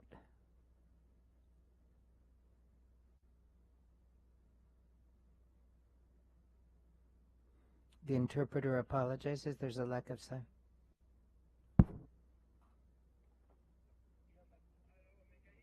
Oh, I'm sorry. The sound dropped. I'm back. I'm sorry. The connection dropped. So the 3 countries that we held, these are Uruguay, Paraguay, Chile, Peru, Mexico, and Ecuador are another 3 where we've covered thus far with these seminars. So next slide, please. The core team for the implementation of these 2-day seminars we've given is made up of 4 people with a lot of international experience. One of the people is going to be speaking, but has Mel Ansco from the University of Manchester. He is the author of the UNESCO guidebook for inclusive education. He's devoted almost his entire professional life to inclusive education. And the other members, 3 members, we are going to be covering new countries altogether. Ignacio Calderon, who's a professor of education theory in Malaga University in Spain. He's an expert in pedagogy and is a person with and Silvia Bersonile from Argentina, and she is an expert in inclusive education, and she was instrumental in the creation of the Inter-American Convention for the elimination of all forms of discrimination against persons and disabilities. She's an expert in inclusive education. We have been implementing these seminars for professors, policymakers from different governments, principals, school principals, students, parents, and the families to explain these tools that we have and that can be coordinated and implemented in the classroom and the everyday work. And this is also helpful for the designing of policies that to make them inclusive. Generally speaking, this program develops a mapping of a situational map with regard to inclusive education practices and policies in the country through participatory methodologies with stakeholders involved. Another objective is to build capacity in theory and practice in inclusive education among teachers, school principals, families, students with disability. Next, and the first day we deal with concepts about inclusive education, and then we talk about how to implement a flexible curriculum and to bring about flexibility in classrooms and looking at inclusivity and everyday activities at school. The methodology is both action and research and promotion of practice that involve a commitment with the points of view and opinions of key stakeholders that are involved. We want to include the opinions of all stakeholders in the process of education in each and every one of the countries at all levels of the system. And another important thing is improving daily practices through exchange of knowledge between different stakeholders to promote collaboration and strengthening networks to multiply information through key stakeholders and to build local capacity to provide sustainability to changes. Results. We have from 250 to 350 participants at all the seminars, all told, and without counting those who join by streaming. It's about 5,000 join us online. We also have a lot of increasing demand in other countries for these seminars, for them to be given in their different countries. For example, Colombia has expressed interest, Brazil as well, and we're going to bring these to other countries, Ecuador, and we're trying to make this more widespread. Now, how do we interact with people? In one of the seminars, one of the children who participate, when he was asked, what do you like best about school? And he said, leaving. And everybody laughed. But that was useful to spark thought. What's going on in school? That children, the only thing they're waiting for is to get out of school instead of wanting to be there and learn. We have to change things so that children truly enjoy school. We make recommendations at the seminars, but these recommendations usually are in the form of questions so that each country can pose these questions to themselves. For example, with regard to principles, is there a clear definition of inclusive education in public policy?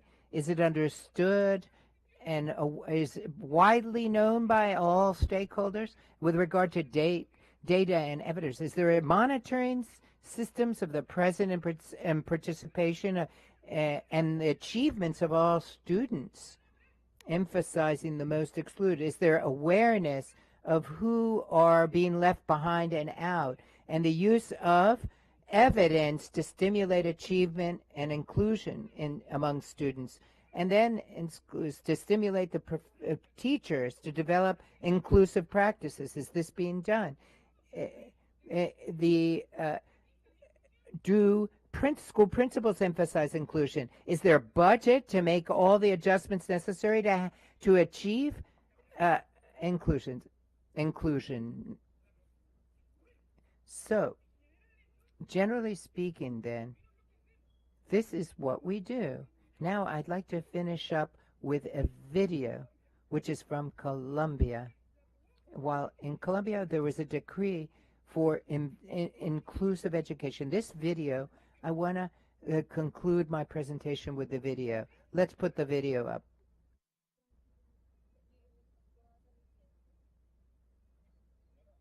Madam?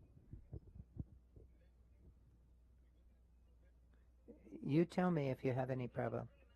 My only problem is I can't get any support. This is my last chance. Oh, you poor thing. You can leave me here then. You can just leave me here. Drop me off here.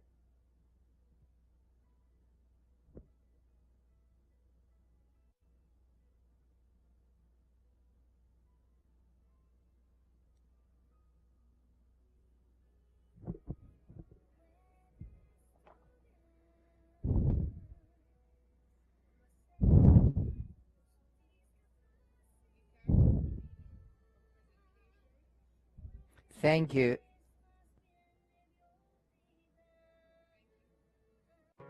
So in scope.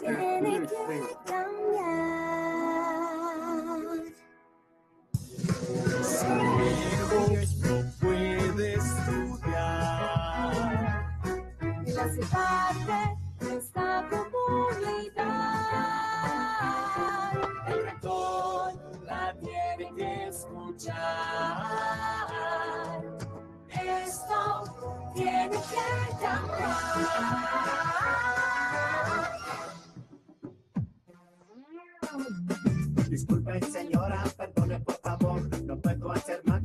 solo un rector. Su hijo tan lindo y tan especial necesita otra escuela, una más particular. Acá no estamos listos, presupuesto no hay.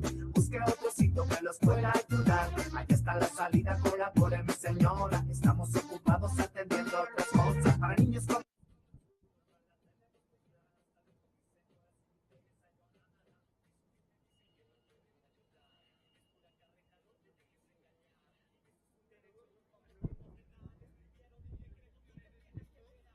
Because of, in the interest of time, we're gonna we're gonna stop the video. I believe that we're gonna stop right there, because in the interest of time. So this video was made by a prior president of the committee of the Inter-American Convention, a gentleman from Colombia who worked at the level of the government in Colombia, and is one of the decree sponsors in Colombia on behalf of inclusive education. Well, all of the countries were supporting this program. I want to point out that the collaboration with the whole community and support between networks that work on for this inclusive education is very important. The problem of inclusion, it's not about people. It's not about a problem of the child. The child isn't the problem. The problem is the school where the child attends school. Remember, the school isn't prepared to be able to provide the education that the child with disability is. That's what I want to say. And lastly, for next year, we have scheduled seminars in El Salvador and Honduras, a cycle of 4 seminars that will be online between March and April, and they'll be of a regional nature. I thank you very much for your attention and for your time and your commitment to inclusiveness with persons with disability. Thank you. We thank Ms. Molino for her presentation, and will now recognize Professor Insco.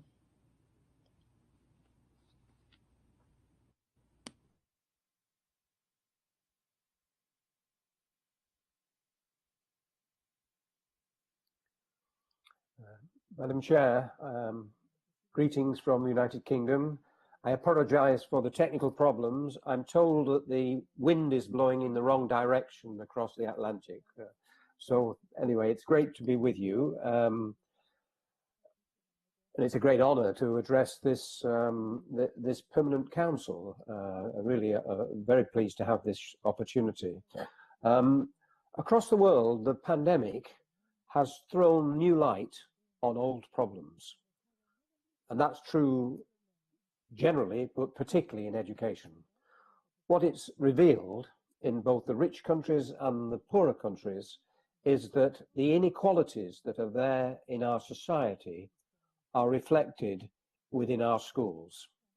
And what we see in schools are some children continuing to be marginalized, some children being excluded and not being allowed to be admitted.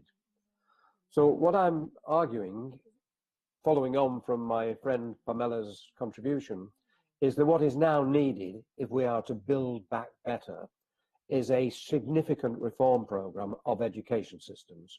We have to take forward education systems that do very well for some children and try to make them education systems that can do well for all children.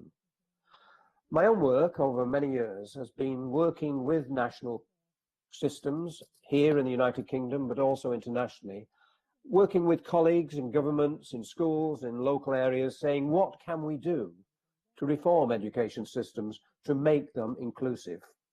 Over the last 3 years, I've been particularly fortunate to work with Pamela in some of the Latin American countries, and we've seen the challenges that are there in the countries, and I don't underestimate them. So what I'm suggesting is this organization and all the countries who are represented here need now to think about what needs to happen to build on what's best in our education system and to move them forward. And what I want to argue is that the changes that will be made to make the education systems more inclusive are likely to benefit all children. We know internationally that the best education systems, the ones that are seen to be most successful, are in fact inclusive education systems. They are successful because they pay attention to the progress of every child.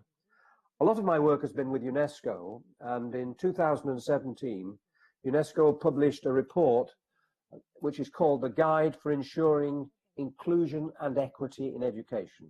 It's available on the UNESCO website in English and in the Spanish language. And it was developed by a team of experts that I chaired, where we brought together the best knowledge as to what is needed to move systems forward. The guide provides a framework that can be used within countries to review where we're at and decide where we might go next. And I recommend that framework to colleagues who are represented at this event. The framework suggests that we have to be clear about what we're trying to achieve. We know that educational systems are difficult to change. Schools in particular are difficult to change, not because people are lazy, although of course some people are, not because people are resistant, although maybe some are, simply because everybody's so busy. And the most important people, as far as this is concerned, the teachers in the classrooms, are particularly busy. So we have to give meaning to them as to what these reforms are about. Now, in the UNESCO guide, we summarize this in a simple sentence, which we've used in various places, including in Latin America, to bring people together. The sentence simply says, every learner matters and matters equally. Every learner matters and matters equally. Now, I take that to be a principle that should guide educational policy development. And when I'm talking to senior people in governments and ministers, I always say to them, don't have a policy for inclusive education. Because if you say it's a policy, it means it's somebody else's job. Inclusive education isn't a policy, it's a principle. Every learner matters and matters equally. And it's a principle that has to influence every policy. The curriculum, teacher education, the allocation of budgets, the buildings. It's a principle that must guide policy. So that's the first requirement if we're to make progress. We then have to recognize that context matters. And what works in one place may not work in another place. That's true of countries and within countries. So we have to analyze our own context to find the positive things that we can build on, but also to define the barriers that are making it difficult for some children to participate and learn alongside their brothers and sisters. Now, barriers is a metaphor to make us think strategically, and they can take many forms. Some of them are to do with policy. Some policies can make barriers for some children. The curriculum can create a barrier if it's not designed with all children in mind.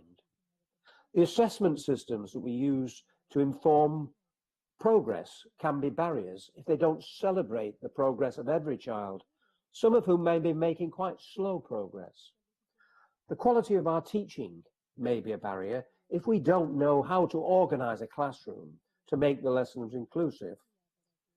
And of course, some of the most difficult barriers, difficult to define and difficult to do something about, are the barriers in our minds, our prejudices, the limitations of our previous experience that lead us to believe that some things are simply not possible. So we need a contextual analysis in every country and in different parts of the country to identify the barriers, and then we need collective effort to overcome those barriers. Notice I am not talking about barriers within children. That's the old thinking, what's sometimes been called the medical model. What is wrong with the child? This is a shift, a paradigm shift, if you will, a different way of thinking. Not as what is wrong with the child, but what is wrong with the way we're organizing our education system that's making it difficult for children to move forward. So you realize this is a radical, transformative agenda that's being proposed. And as you will know, it's outlined very clearly in the Education 2030 policy that's been announced and is now guiding international developments. So it's about collective effort. It requires teachers to work with teachers, schools to work with families, schools to work with the wider community, local industry, business, universities. It means that everybody has to be involved. And of course, it therefore requires leadership at every level based on that principle that every learner matters and matters equally. In the world of educational improvement that I belong to, it's sometimes said educational improvement is technically simple but socially complex. It's not that difficult to define what needs to happen to make an education system inclusive. We know what needs to happen. That isn't the difficulty. The difficulty is getting everybody to understand and pull together. And it does seem to me national governments have a crucial role in providing the leadership and the mandate for that kind of an understanding. So it's about working together around a common understanding and addressing the barriers that some of our children and young people are experiencing, not least children with disabilities who are the focus of our discussion today. When I work in different parts of the world, I often say, my experience tells me that one thing is more important than anything else if we're to make progress. And again, it's a simple idea. The most important thing is the collective will to make it happen. I hope that's useful to you, and I hope it helps to take the discussion forwards. Thank you for letting me speak to you.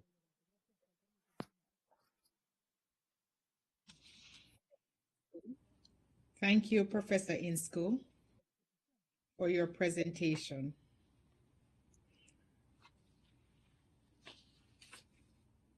We're now pleased to offer the floor to Mr. Anthony Dutine, Head of Disability Area of the Pan American Health Organization. Mr. Dutine.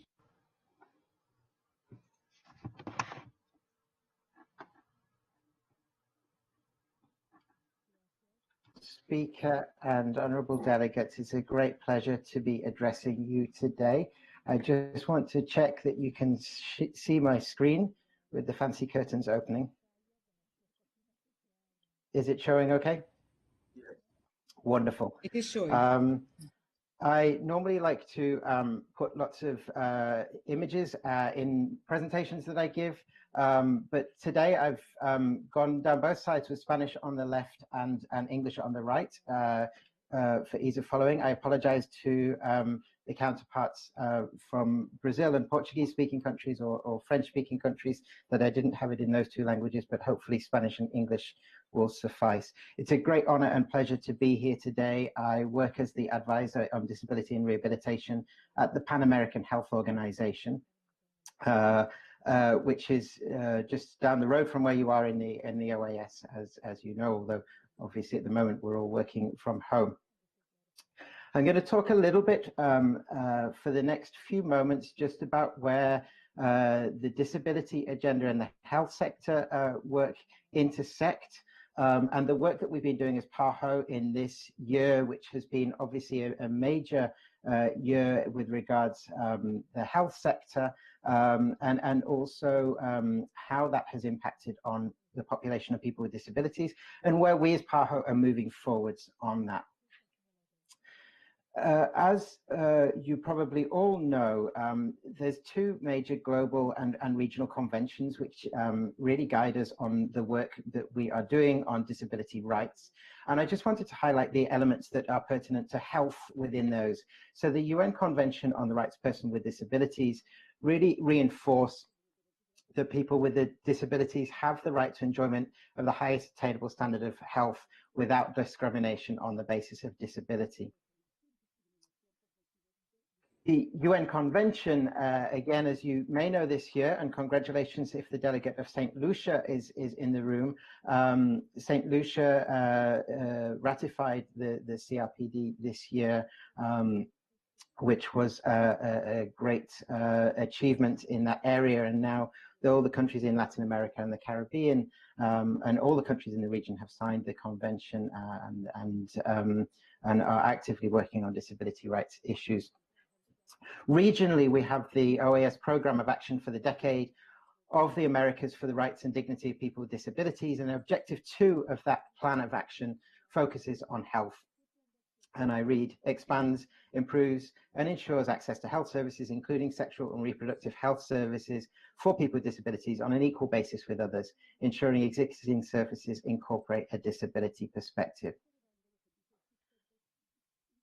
The intersection between disability and health has been historically a challenging one, and Professor Ainscough before described the previous understanding of disability as a medical model, where somebody with a disability was seen as having a condition that needed to be cured, and that the approach to addressing disability was very much situated within the health sector. And we now see that as a very different understanding on disability, where the interaction with society and the barriers that society face really are the creation of disability. And those barriers, as Professor Ainscough said so eloquently, could be policy related, attitudinal related, physical related, financial related, and so on. In the health sector, I think we are probably not as advanced on pieces around health equity and disability because of the long-standing relationship with health and the medical model. And a major report came out last year called The Missing Billion from the London School of Hygiene and Tropical Medicine that really put that into context. It said that even before COVID-19 this year, people with disabilities really faced an exclusionary situation when attempting to, with regards to health situation and health and well-being. People with disabilities are more likely to have preterm births and low-weight babies, 3 times more likely to have diabetes, 2 times more likely to have cardiovascular disease, 2 times more likely to be HIV positive, are more likely to be malnourished, more likely to abuse substances, and more likely to have suicidal intention. The list goes on. I selected 7. I could have listed a number more. The difference in health status between people with disabilities and people without disabilities is very stark, and that is often misattributed to their disability. And in actual fact, it's a consequence of the inequalities in access to education, in livelihood, and access to health services that more often create those health inequalities. And I put "we think" at the bottom because actually the data doesn't know. Often people with disabilities aren't included in general health studies. Often people with disabilities aren't measured in health information systems. So the information that we have is still very, very limited. Despite having a higher potential need for health services, people with disabilities then have a lower probability of accessing health services. They're twice as likely to find health services and facilities inadequate, and more unlikely to be able to afford healthcare and to suffer catastrophic health expenses. One study that was done in the region by a disability network in one country asked people with disabilities to identify the highest to the lowest accessible public spaces, and health facilities came lowest in that perception from people with disabilities, which is a stark message to us in the health sector that really we need to think how to improve accessibility and inclusiveness of the health system. Clearly, the COVID situation this year has had a major highlighting impact on the inequalities that people with disabilities face in health. Early in the outbreak, the World Health Organization and ourselves as the Pan American Health Organization released a document that's had various iterations that have progressed since, really describing what considerations different actors should take during the COVID-19 outbreak. And it really targets 6 different groups: people with disabilities themselves, moving from left to right on the screen, people with disabilities, governments, health sector, disability service providers, institutional settings, and the community. And one of the strongest emphasis was to directly engage and work alongside people with disabilities to best understand what barriers they are facing, what challenges they are facing, and how to improve those. At PAHO, we've had a weekly roundtable with the disability community to learn and understand and exchange ideas on ways that we can be more inclusive. And the experts on inclusion are not ourselves as organizations, but are the people with disabilities themselves. And it's fundamental that moving forwards in all sectors, we follow the mantra of nothing about us without us, and engage early and often and incorporate people with disabilities in our planning processes. COVID-19 has had a disproportionate impact on people with disabilities, and particularly so in congregate settings, residential homes, and so on, We perhaps don't necessarily conflate disability with the older population, and yet many people and most people who live in residential settings are older people with disabilities. They are in those residential settings because the support networks in the communities that they have been living in have not been sufficient to be able to continue to support them, and therefore have gone into these settings. And all of us have seen how impacted those settings have been by COVID-19, as well as other settings such as social hospitals, psychiatric institutions, and so on. There has been examples of discrimination against people with disabilities in the health sector in numerous places that we have seen. And in a lot of places, public health information has either been varying or in different forms of inaccessibility. Some have been putting sign language, some have been using captioning, some haven't necessarily reached to a population of people with intellectual disabilities. So generally, there has been attempts to put accessible information, but perhaps not reaching all areas of communication needs of all people with disabilities. And there's been a reduction of specific health services. A study by WHO suggested that rehabilitation, which is often a service that people with disabilities access, has been one of the most impacted health services during the COVID-19 crisis. There has been some glimmers of positivity and hope that I have seen personally through this. And the first is, I think there's been a raising of consciousness in the health sector about health inequality and disability as an issue of rights and inclusion rather than as a medical understanding of disability. And I think I'm encouraged that that is beginning to pave ways to be able to create more inclusive and accessible health systems moving forwards.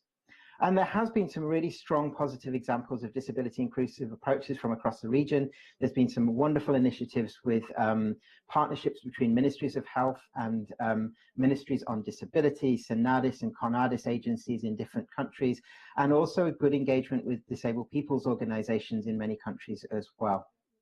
So we have seen some proactive and positive examples across the region. Just finally, to finish, I want to finish on the work that we are doing at PAHO. We have finalized this year, last year, a plan of action on disability and rehabilitation that took into account inclusive health and health equity, rehabilitation, and also data. And in the next year, we're going to be separating those two components out, rehabilitation for all people who require them, and inclusive health, to really have a separate emphasis on each. Tomorrow, and in preparation, the WHO will launch a disability policy and action plan, which we at PAHO are looking forward to working together with the WHO on and implementing ourselves.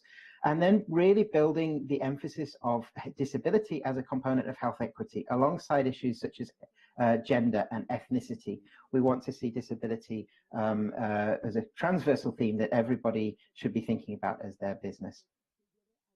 We're also working on development of an inclusive health roadmap for the region and beginning to develop with disabled people's organizations some specific tools around inclusive health.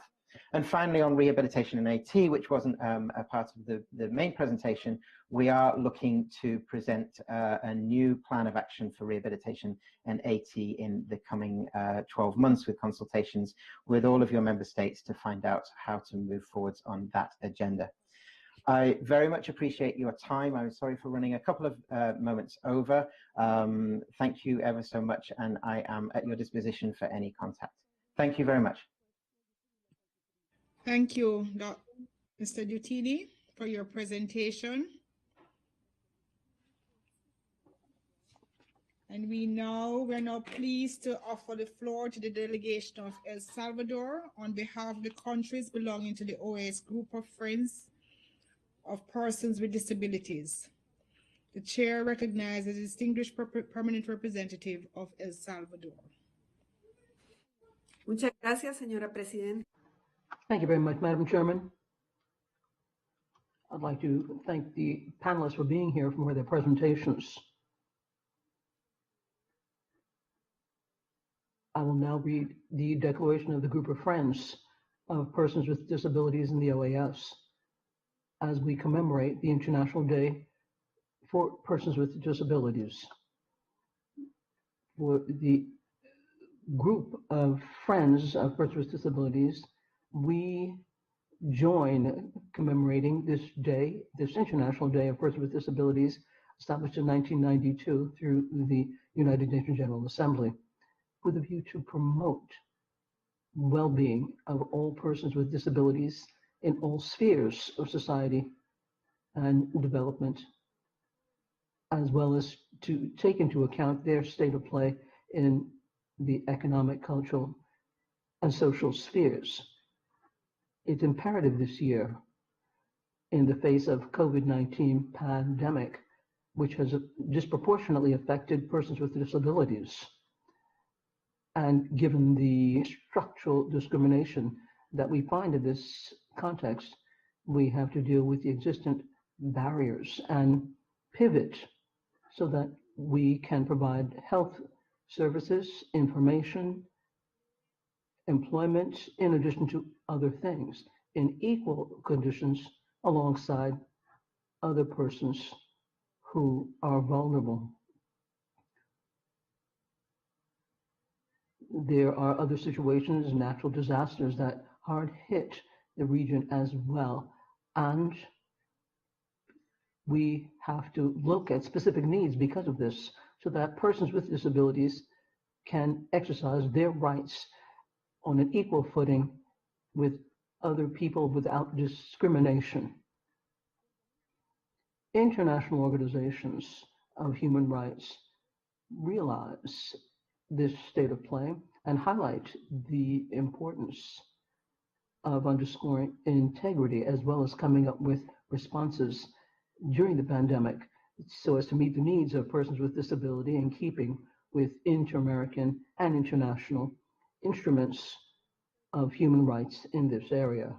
In addition to a challenge during the pandemic, we also need an opportunity to rebuild our societies from an inclusive standpoint, where persons with disabilities can exercise their rights of equity and conditions without discrimination, and so that their contributions to our societies are recognized. We recognize the efforts being made in this regard, and we would like to make a special appeal to strengthen things and that we take into account persons with disabilities and respect the accords adopted by the GA with regards to human rights for persons with disabilities. And similarly,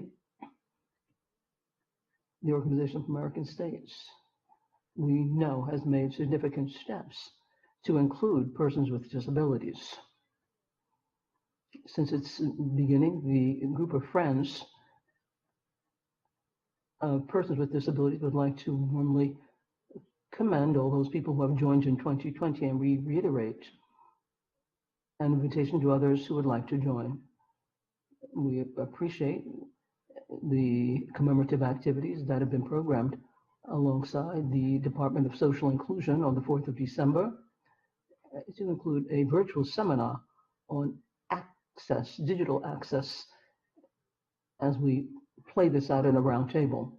The group of countries of friends of persons with disabilities read its commitment to fulfill its regional challenges and work so as to promote well-being and the inviolability of persons with disabilities as we work alongside the OAS, which will include all areas, so that we can have conditions of life in keeping with all our work, recognizing the various forms of discrimination that exist. Thank you very much, Madam Chairman.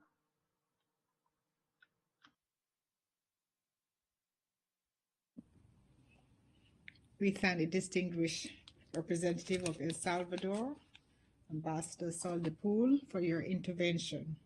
I now offer the floor for comments from delegations. We recognize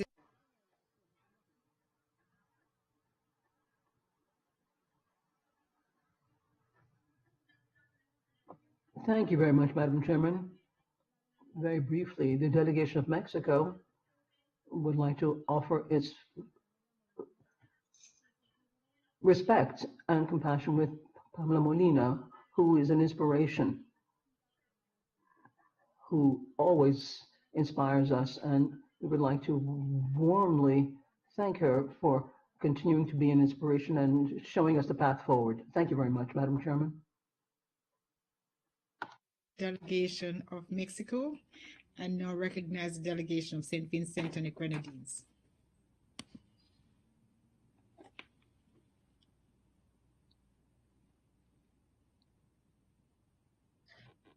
Thank you, Chair.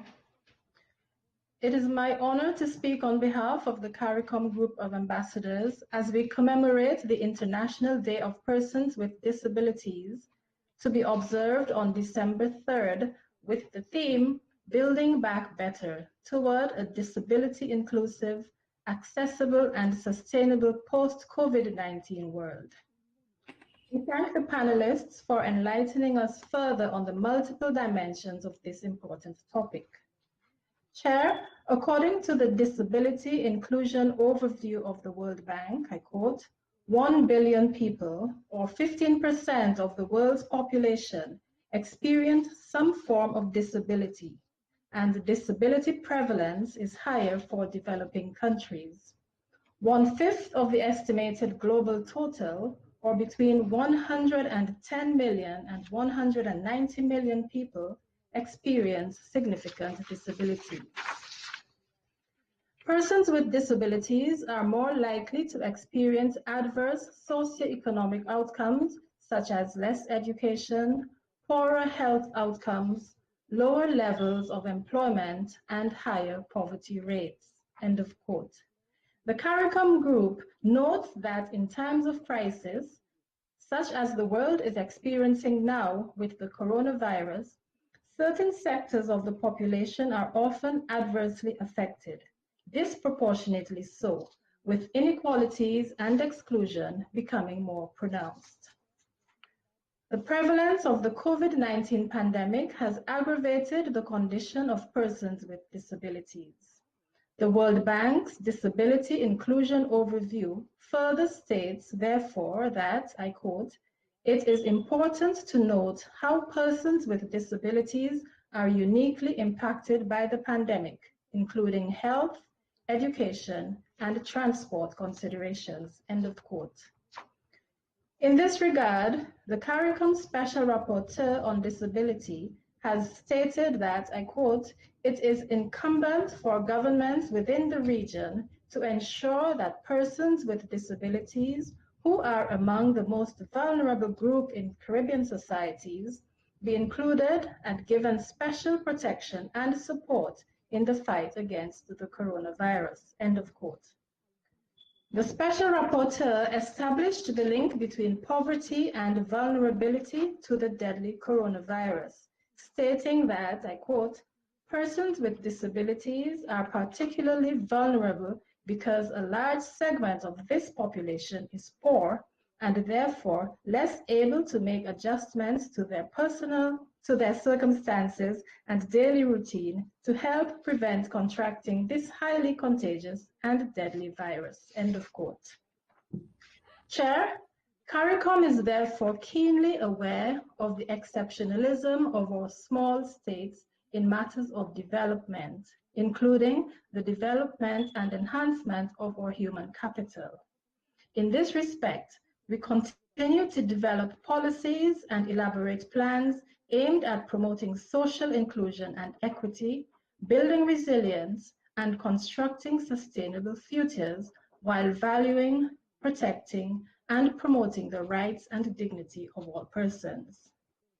There is much work to be done to ensure that the requisite legal framework for the protection of the rights of persons with disabilities exists, that the rights are protected and that the persons are given access to and granted full participation in all of the national systems such as education, health, culture, and politics.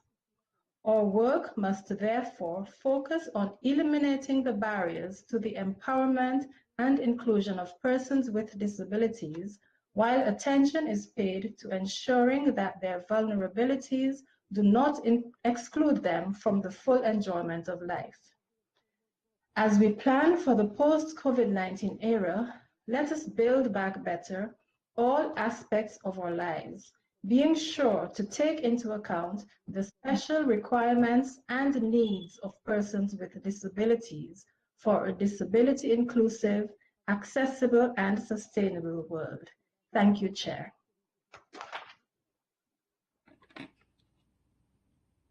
We thank the distinguished representative of St. Vincent and the Grenadines and now recognize the delegation of Canada. Madam Chair, let me just words of thanks to all of the members of the group of friends and our friend the ambassador of El Salvador for bringing this issue forward this morning for discussion, and for all of the presentations that we heard this morning and the presenters as well. Today, the International Day for Persons with Disabilities is an opportunity to recognize and celebrate the accomplishments and contributions of persons with disabilities from around the world. And we heard this morning some very interesting information, very important information, but also troubling information about the extent to which the COVID-19 pandemic has disproportionately affected persons with disabilities. And as one of the speakers mentioned, it's really highlighted some existing and long-standing challenges that we face.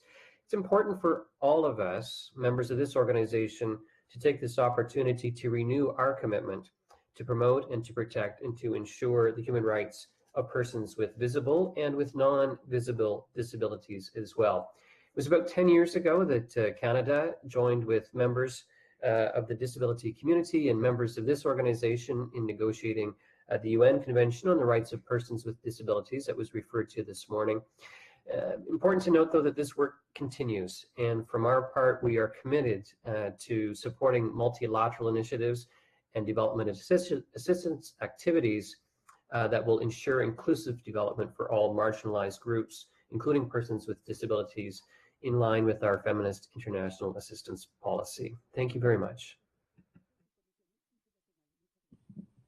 We thank the distinguished delegation of Canada, and we'll now recognize the delegation of Paraguay.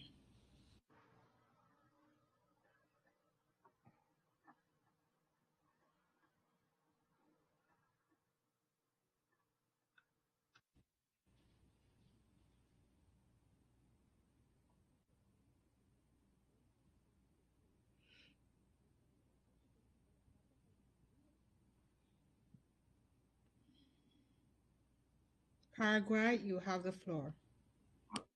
I'm sorry, Madam Chair. I believe the ambassador of Honduras is next in the line.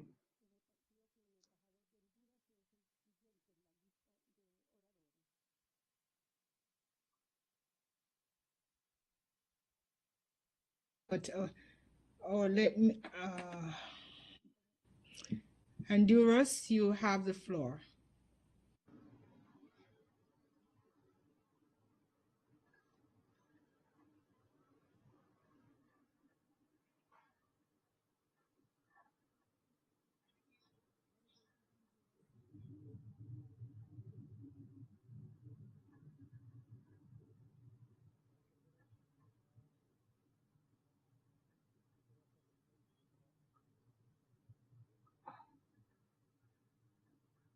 The interpreter points out there are technical problems and the need to refresh.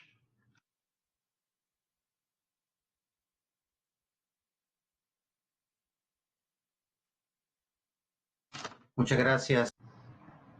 Thank you very much. Thank you very much. Good morning, Madam Chairman. On behalf of my own delegation, I would like to thank you for including this very important topic on the agenda of the Permanent Council, and for all of the presenters and their presentations who are with us today. We recognize the very valuable and the sterling work that each and every one of them is doing in the various arenas of the promotion and to protect rights of persons with disabilities. Especially, we truly value this opportunity and underscore the initiatives that have been taken to make visible the state of play of the challenges and the reality of persons with disabilities in the context of vulnerability that have been exacerbated because of COVID-19 and the other situations because of natural disasters throughout the region. My delegation echoes commemorating this day, the International Day for Persons with Disabilities, and as was underscored by the General Assembly of the United Nations, to promote the well-being and the rights of persons with disabilities in all spheres of society and in development. It is an imperative need to generate mechanisms and really pay attention to persons with disabilities to slash barriers that surround them on a daily basis. We have to have effective measures for prevention and deal with the emergent problems, as well as other measures and policies. Preparation plans and responses have to be accessible for all institutions. In the international sphere, President Hernandez, under the Secretary for Social Inclusion, has set up a program, Honduras for Everyone, to strengthen the integral and overarching attention. This includes about 100 or more persons, which also includes documents that benefit with explanations for various establishments. They will support behind the budget for the 5 organizations in civil society and it work in this area, and there's a public investment of 5.1 million lempiras in the face of COVID-19 pandemic. We have had 46 organizations for persons with disabilities involved, alongside 335 scholarships and food baskets. Home medical visits have been offered for persons with disabilities who cannot go to medical centers and who have impairments or problems in getting around. So in the face of COVID-19, we commemorate this day and look at the Secretariat for Social Inclusion. This secretariat also has a host of different courses for socializing and looking at integral development for persons with disabilities. They are aimed both at the public sector as well as to encompass the private sector. Regionally, as a country, we have gone along with the elimination of all forms of discrimination in the inter-American system, particularly with a focus on persons with disabilities. And we underscored the need to promote this topic across the board. And that's why we would offer our support to the declaration presented today by the group of countries of friends, persons with disabilities in the OAS. Madam Chairman, we would like to make a special appeal to continue to implement the different international instruments on this, and as such, compliance with the mandates adopted by the General Assembly of the OAS. Thank you very much and have a wonderful afternoon. We thank the distinguished representative of Honduras and now recognize the delegation of Paraguay.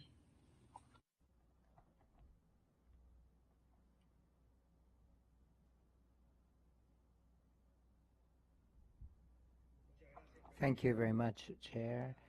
In this commemoration of the International Day of Persons with Disability, my delegation reaffirms its commitment of the Paraguayan government to continue in its effort to develop continuing efforts to provide direct attention to those who are effective at creating programs and implementing policies that are focused on the defense and protection of the rights of persons with disability. In this regard, this is the main function granted in my country to the National Secretariat for the Rights of Persons with Disabilities, SENARIS as it's known. It was created as as in charge of the policy making and has a human rights-based approach, and it has persons with disabilities working in light of the pandemic. SENARIS has a contingency plan against COVID, and it establishes proposals, strategies in favor of persons with disability in these complex times. For this purpose, there were response protocols for inclusive health, including prevention, attention during infection, and post hospitalization. There's also been high levels of care with regard to COVID and other initiatives. To finish up, we'd like to congratulate the Permanent Council and the Friends Group for putting this on the agenda today. We hope to get back to this subject of discussion with a more ambitious program where the pandemic is no longer in the midst of it. Thank you very much. We thank the delegation of Paraguay and now recognize the delegation of Colombia.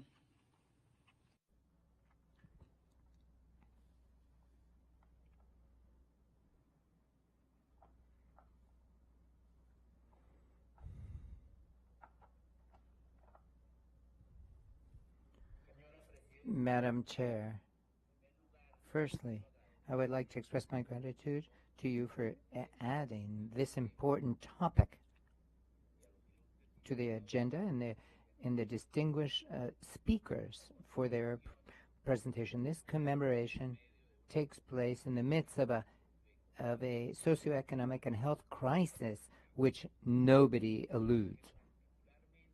But particularly it imposes challenges for the population with disability.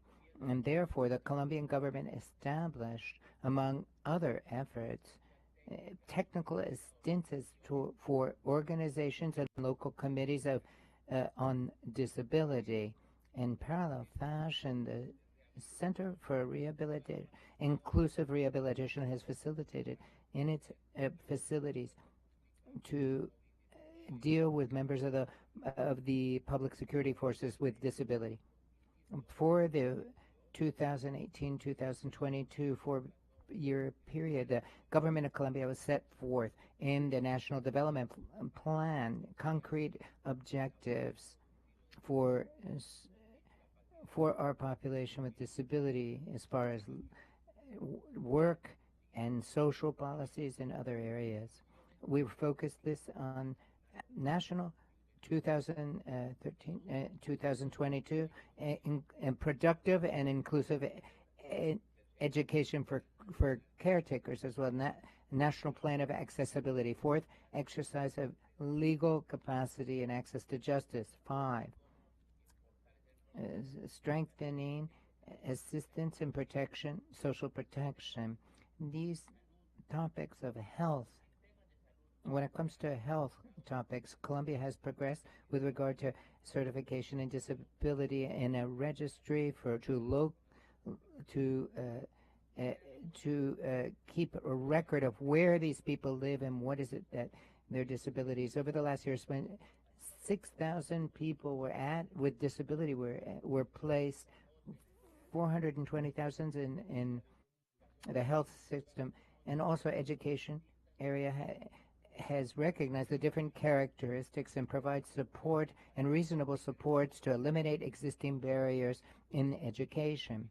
When it comes to culture, we are promoting artistic manifestations, recognition of sign language and cultural managers and promoters. We have made an effort to put forward efforts for entrepreneurship with financing, and we are creating partnerships to facilitate communication of the population with persons who have auditory disability or visual disability, and through intelligent telephones. Madam Chair, we take this opportunity not only to commemorate the International Day of Persons with Disability, but also to recognize their invaluable contribution to society and to the interests of our nation. Thank you very much, Madam Chair.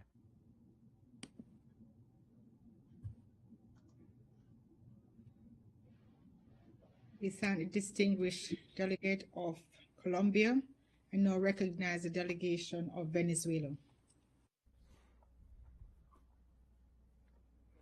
Thank you very much, Madam Chair.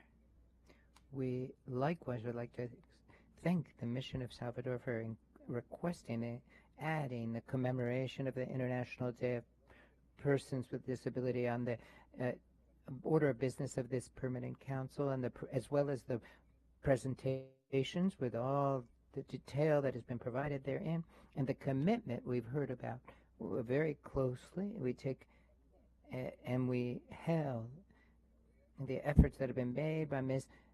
Betilde Munoz, who opened up this segment of the agenda. Disability in Venezuela, unfortunately, has been suffering from the onslaught of the crisis that affects the country. What it demands the immediate attention of the government, who should be providing the necessary resources to ensure quality of life for these persons.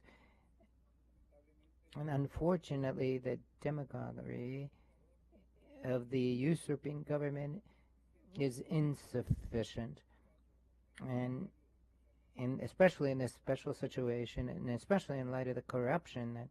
So we reiterate the commitment of the government of President in charge Juan Guaido to develop public policies to ensure that persons with disability are able to exercise their right to equality and without discrimination. We recognize their contribution to our societies, and based on what we've heard today, and we thank the group of friendly countries. Thank you.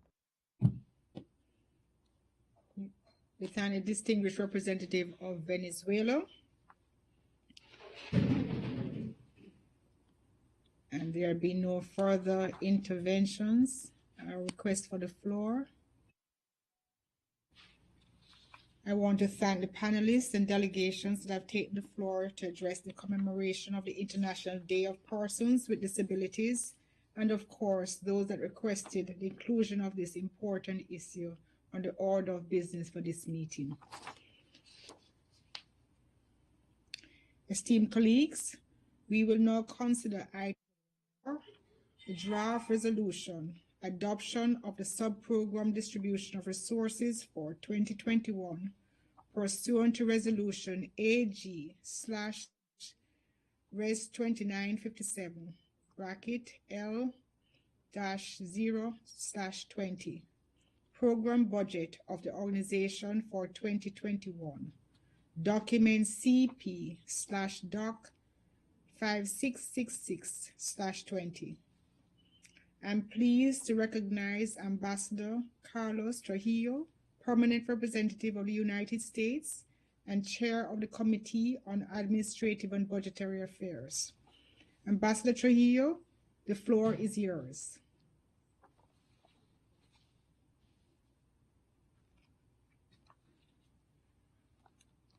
As Chair of the Committee on Administration and Budget Affairs, I'm pleased to present the report on the activities carried out by CAP to comply with the General Assembly mandates with regards to the approval of the program budget of the organization for 2021. The General Assembly approved in October the resolution program budget of the organization for 2021, which instructs the General Secretary to submit to the Permanent Council a draft sub-program distribution of resources based on the chapter totals approved no later than November 13th. Member states received the corresponding document on November 12th and convened 3 informal meetings during the week of November 16th to discuss, after much deliberation, including extended discussions on a proposal to put forward by Belize, Guatemala, and Honduras related to the document's specialist positions that provide support to the General Assembly. The Permanent Council and its subsidiary organs, member states, were able to reach an agreement. As a result of the deliberation, member states decided to include in the resolution a final amendment instructing the General Secretariat to ensure that all necessary steps for hiring staff members are taken in advance in order to allow individuals to initiate their contracts through the first day of the session.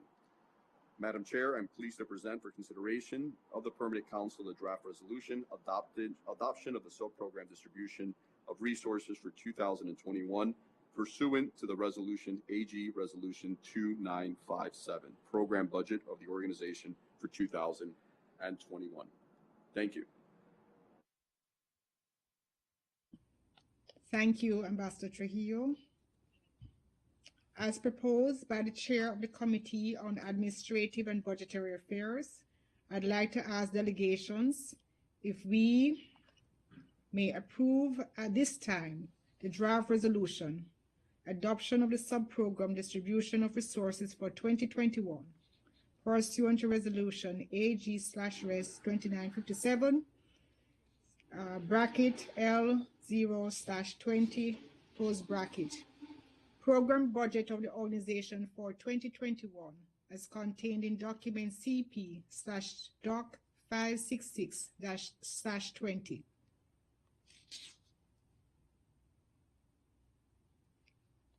There are no more comments. The resolution is approved. Approved. Thank you. We will now recognize the delegation of Brazil.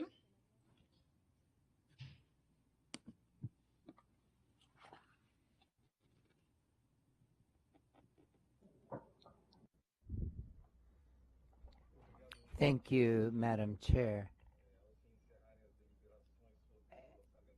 With regard to the 2021 budget program, I'd like to congratulate the chair of the CAP, Ambassador Carlos Trujillo, and all the delegations that contributed to come to a consensus in these negotiations. I'd like to also take advantage of this opportunity to thank the Secretary General for the formulation of a balanced proposal with regard to the distribution of resources among the programs that we have approved without any changes. During the negotiation process, the member states agreed to support the autonomy of each secretariat to adopt their own level of expenditure. This would be the best way to prepare the organization for the 2021 challenges. The result that we just endorsed is a result to a great extent from the active participation of all the secretariats with regard to the distribution of their budgets. The secretariat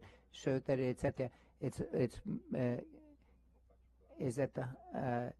is able to deal with this and do a good job with this. Thank you very much. Thank you, Ambassador Simas. We now recognize the delegation of Canada. Madam Chair. Let me start by once again congratulating Ambassador Trujillo for his leadership in chairing the CAP this year and for delivering a consensus budget during a difficult financial year. In fact, this has been a very difficult year all around, and this was a uniquely difficult budget to allocate given the adjustments that were required to the budget ceiling. Global economic crisis and it still troubles us. We're troubled as well by the continuing arrears in quota payments, which has required cuts across the organization. And we recognize how difficult these cuts have been to absorb. It's December. December is a month when I think we often start to think about wrapping things up for the year, turning to the next year ahead of us, and we start to turn our minds towards, for many of us, a holiday season that is upcoming as well. It was pointed out to me, though, today that it's December, and so far only 19 of the 34 member states of this organization have made their quota payments. So I implore those of you who may be corresponding with your capitals and looking at year-end matters, if you're in a position where you haven't been able to make your payments this year, please try to do your best this month. Make your utmost efforts to do so because it's important for all of us and it's important for the organization. We support the sub-program budget that was distributed brought before us today. Want to thank all of the member states for their flexibility, hard work to achieve consensus, and to commend the Secretary General and the Assistant Secretary General, as well as each of the secretaries for working in such a responsible and diligent manner to make their budget chapters work. We trust your judgment and we appreciate your efforts. For the organization to remain sustainable, we have no other choice but to operate within our financial means. We'll continue to work with our fellow colleagues and the Secretariat to this end. And once again, thank you to Ambassador Trujillo for his leadership in chairing the committee. Thank you. Thank you, Ambassador Adset. And there being no further requests for the floor, again, we thank you. We now turn to item 5 on the agenda, the distribution of mandates assigned by the General Assembly at its 50th regular session and other previous sessions, as contained in document CP/Doc 5665/20. As representatives may be aware, Article 30 of the Rules of Procedure of the Permanent Council provides that the Permanent Council shall distribute the mandates of each General Assembly session among its different committees subcommittees, and working groups. In keeping the rules of procedure, the Secretariat has prepared for the consideration of the Member States the proposed distribution of mandates assigned by the General Assembly at its 50th regular session. The proposed distribution of mandates, document CP/Doc 5545/19, correction 1, was drawn up in line with the correct criteria for assigning the implementation and follow-up of General Assembly mandates to the committees from which the proposals emanated. If there is no objection, the Chair suggests that the Council adopt the distribution of mandates contained in document CP/Doc 5665/20.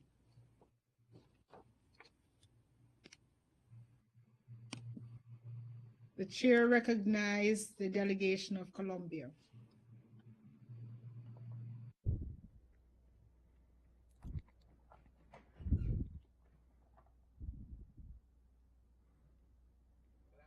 Thank you, Madam Chair. I'd like to begin by expressing my gratitude for the document on the distribution of mandates that was handed out by your chairmanship. Colombia believes that the natural scenario for discussion of the draft Inter-American Charter is CD. So because this is the forum that's in charge of following up on economic development, entrepreneurship, and competitiveness, and that's what this charter, this business charter, is seeking to do. Likewise, we believe that the ministerial processes that are conducted within CD would be of great support to engage in the sectorial consultations, which will make it possible to make the charter more relevant. After engaging in consultations with several different delegations, allow me to request that the follow-up for the implementation of the resolution AG Res 2951 towards a business charter of an Inter-American business charter would be within CD. And in this regard, I request that to amend the document so that my request will be reflected. Thank you very much, Madam Chair. We thank the distinguished representative of Colombia and now recognize the delegation of Barbados.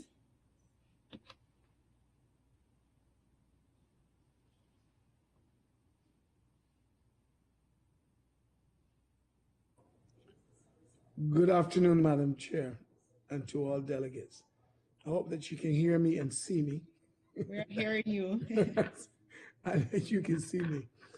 Madam Chair, the delegation of Barbados requests that the mandates for AG Res 2952, advancing the hemispheric response to climate change in the context of COVID-19, the COVID-19 pandemic, be distributed as follows. The Inter-American Council for Integral Development, operative paragraph 1 and operative paragraph 2, and Joint Permanent Council / the Inter-American Council for Integral Development, operative paragraph 3 and operative paragraph 4 of the resolution. Thank you, Madam Chair, and thanks for your guidance.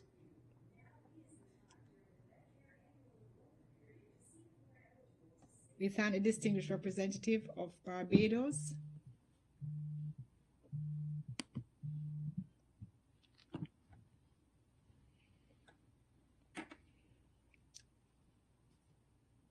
There be no further requests from the floor. The chair suggests that this item be included in the order of business for our next regular meeting.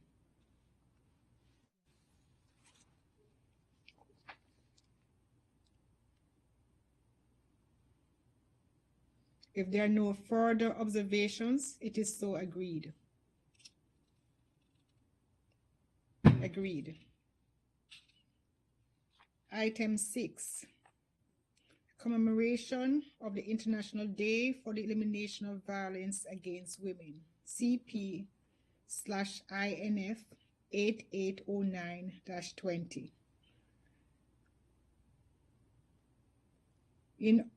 As submitted by the Executive Secretary of the Inter-American Commission of Women, Ms. Alejandro Mora. In 2000, the United Nations officially designated November 25th as the International Day for the Elimination of Violence Against Women. And in so doing, it invited governments, international organizations, and NGOs annually to join together and organize activities to raise public awareness of the issue on that date. Violence against women continues to be an obstacle to achieving equality, development, peace, and the fulfillment of women's and girls' human rights. To that end, the promise of the Sustainable Development Goals to leave no one behind cannot be fulfilled without putting an end to violence against women and girls. According to the UN, 1 in 3 women and girls experience physical or sexual violence in their lifetime, most frequently by an intimate partner. Emerging data shows an increasing calls to domestic violence hotlines in many countries during the outbreak of COVID-19. Only 52% of women married or in a union freely make their own decisions about sexual relations, contraceptive use, and health care. 71% of all human trafficking victims worldwide are women and girls, and 3 out of 4 of those women and girls are sexually exploited. The situation is alarming. However, progress has been made to build a more just society without violence against women and girls. This occasion compels us to reflect on areas where we can improve and where we can continue working. Empowering women and girls has the potential to generate drastic positive change in our region. That is why we must stop violence against women and girls in order to achieve full enjoyment of equality, peace, and development in our hemisphere. I'm pleased to welcome the Executive Secretary of the Inter-American Commission of Women, who will address the Permanent Secretary. You have the floor, Madam Executive Secretary.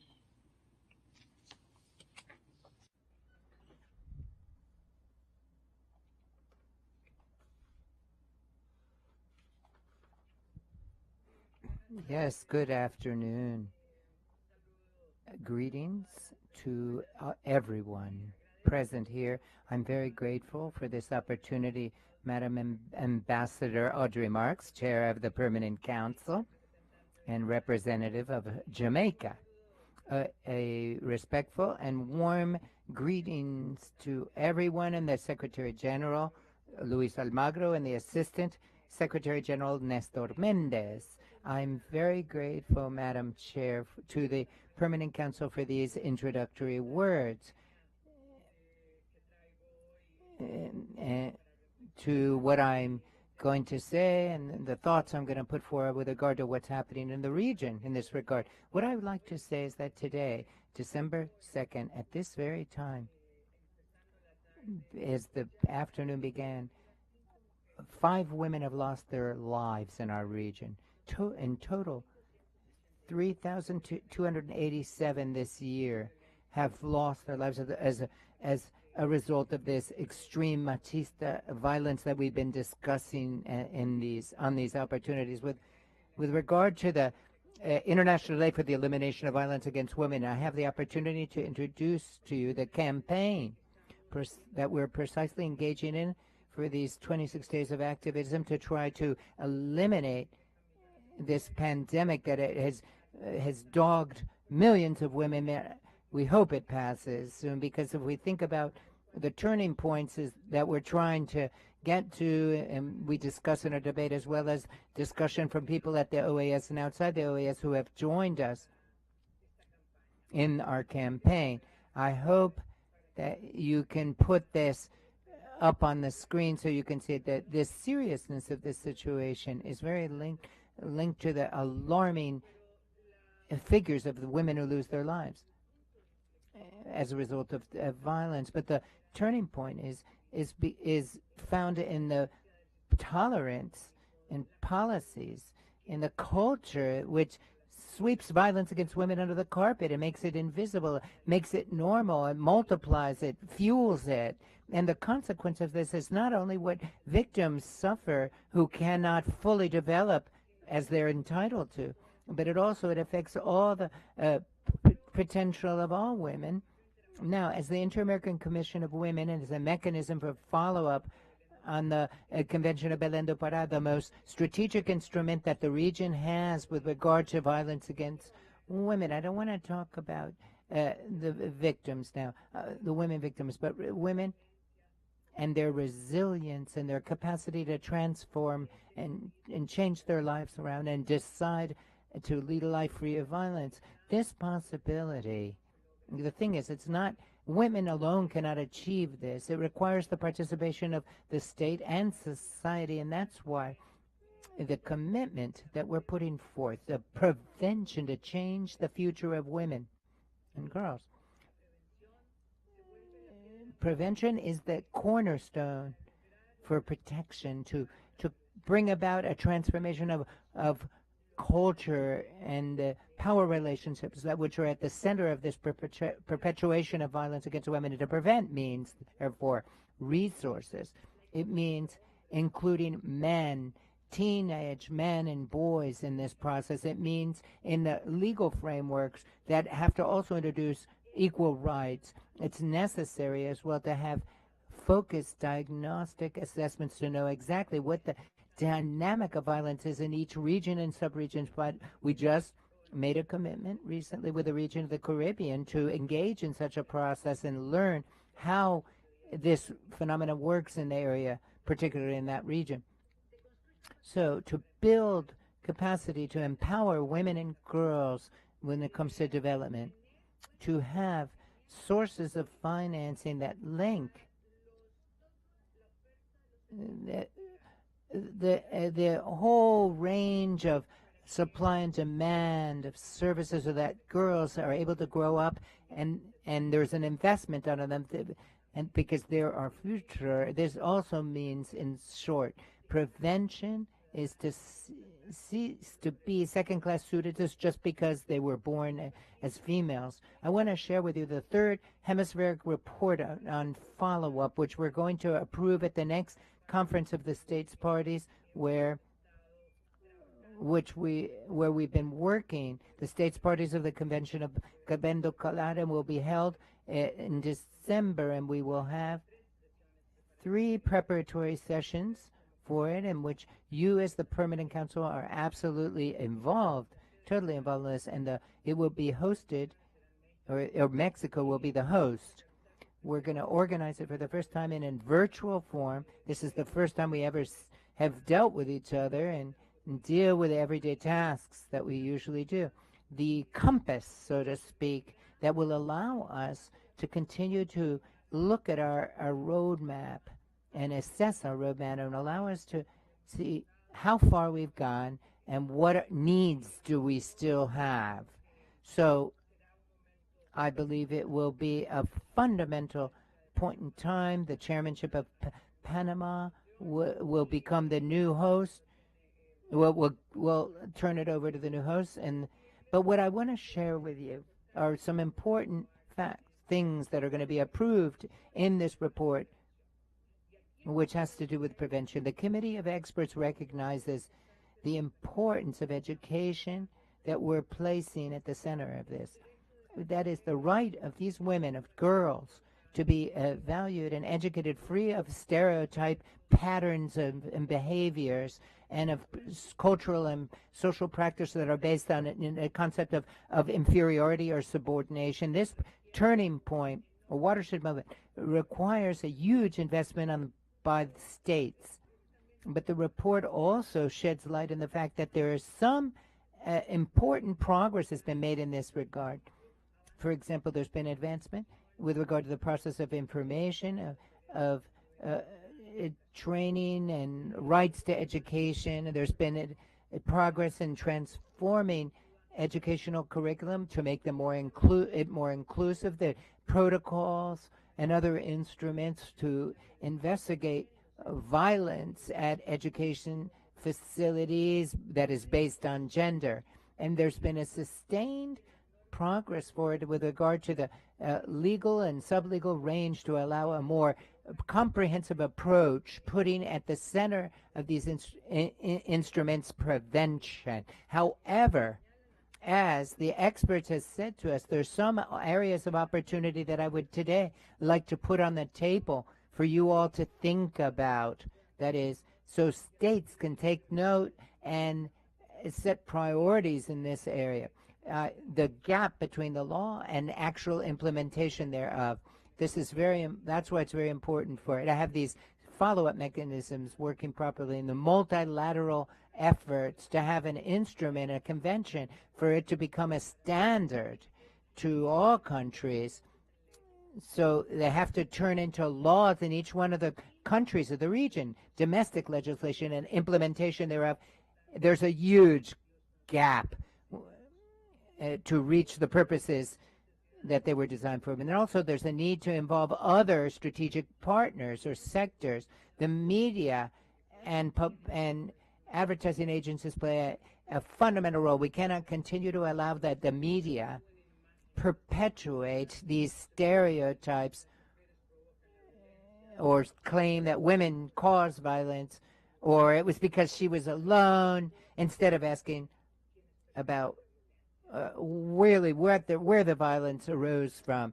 And intersectionality is another important aspect, and the issue of persons with disability talking about this has an emblematic pillar of this, of intersectionality. Many women come to have a disability as a result of being a victim of violence, and this intersectionality, this intersectional approach allows us to differentiate between women and be able to take specific measures. Of course, we also have to talk about the budget so that we can move forward. There is an emphasis on the efforts of the region, and more than 50% of women have been victims of violence. And the home is the least safe place for women. And the perpetrators of this violence are men in the most intimate places in private homes. And violence also takes place in the educational arena, and that is the main pillar of this report, looking at the perpetrators in workspaces or schools by professors and teachers, and the types of violence that have greater incidence with physical violence. Sexual and psychological violence has to be looked at. The new forms of violence that crop up in educational arenas and also online, because now people spend a lot of time in this kind of virtual education, but they are limited amounts of education, and therefore some of the strategic actions are needed to understand this kind of violence and to prevent it. We have to strengthen dialogue with civil society. We have to do a lot of work in the different sectors, because public policies are only often focused in urban areas and don't spread out throughout the country into other areas. Of course, we have to better measure. We have to have better ways of getting information on the gender stereotypes that are well rooted in all countries. So in these contexts, and I say we're looking at our region in the face of the pandemic, we have to look at women and girls and look for possibilities of protecting them from the perpetrators. States have or increase in some places when it comes to young girls, but this number of requests for help and to accompany the situation does not mean there's going to be a formalization of anything, particularly in the face of the pandemic, and also when we look at digitalization, which is a necessary mechanism to curb the situation. Notwithstanding this alert from the Inter-American Commission of Women, we would also like to recognize the processes of innovation in the countries of the region that we see stand out in the face of COVID. Mrs. Itegbe pointed this out, but we also have to look at all of the best practices that states have offered and that we have put up on the portal in the face of COVID. This is a repository of best practices so that other states in the OAS can, one, see that there is an acknowledgement of what is being done, we recognize what is being done, and secondly, so that we can carry out strategic activities.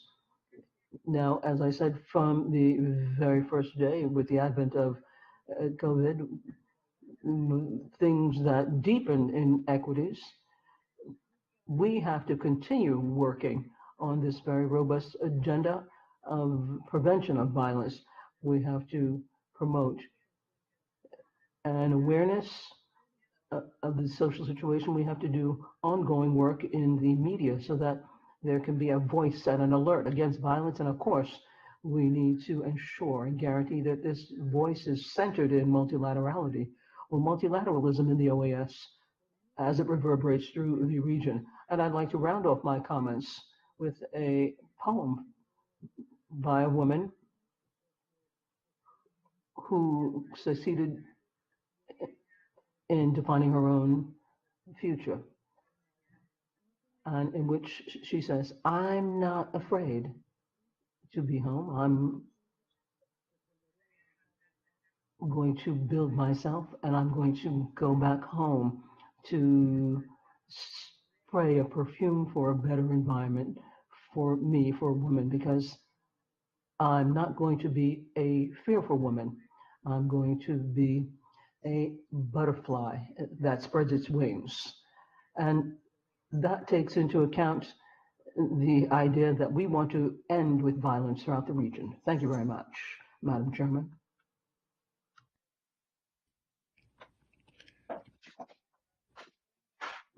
Thank you very much, Madam Executive Secretary.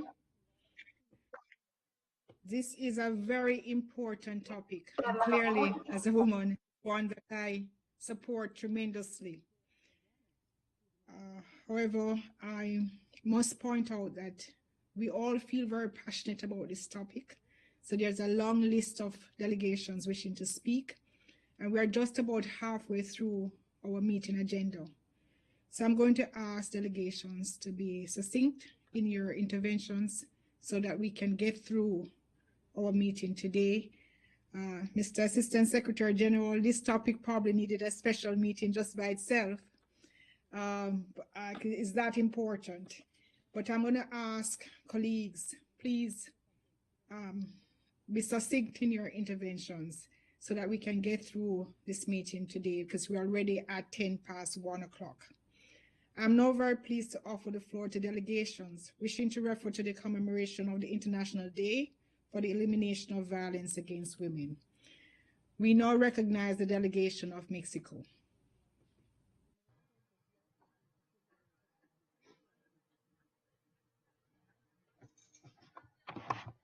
Thank you very much, Madam Chairman. And I agree that this topic deserves and should have a special meeting. Mexico joins the commemoration of the International Day for the Elimination of Violence Against Women to honor those women who have been victims of violence. This is a product of a very well-ingrained system that leads to our societies not being sustainability, and to also echo our commitment to eradicate all forms of violence against this huge number of people that represent half of the world's population. Various reports show us that there has been an increase in violence against women, for which, despite all of the campaigns to rebuke it, we still haven't been able to slash it, much less eradicate it, of the many different realities that undergird this very complex situation in our region because of the pandemic.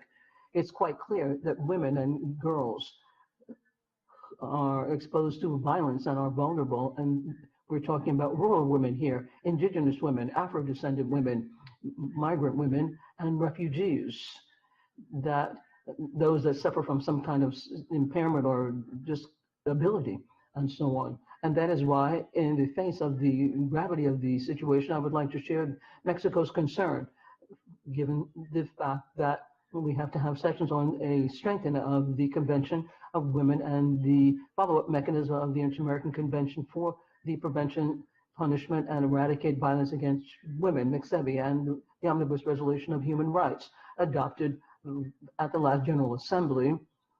These have been the last points that we have to bear in mind. And let me say that last year and during the negotiations, it wasn't easy to make progress without obstacles to agree on concepts such as intersectionality, the gender perspective, and recognition of women and girls in all of their diversity, the purpose of which is to diagnose and more effectively deal with these issues without any problems. My delegation hopes that this will be dealt with, and it's just a dearth of words, but not a commitment that will thus hamper the progress that we've made. This is the least that we can do in the OAS, and I'm talking about adopting conceptual tools that will help us to better understand our complex and diverse reality and to overcome it. An organization that looks and supports democracy cannot, nor should it, act in a mediocre way in the face of this dramatic violation of rights of millions of women that not only looks askance at their integrity, but violence against women and children is a multidimensional, multi-causal phenomenon that affects and looks at discrimination that supports macho attitudes that exist in our society. Their approach, the way it's dealt with, eradication, are very complex and very full of challenge.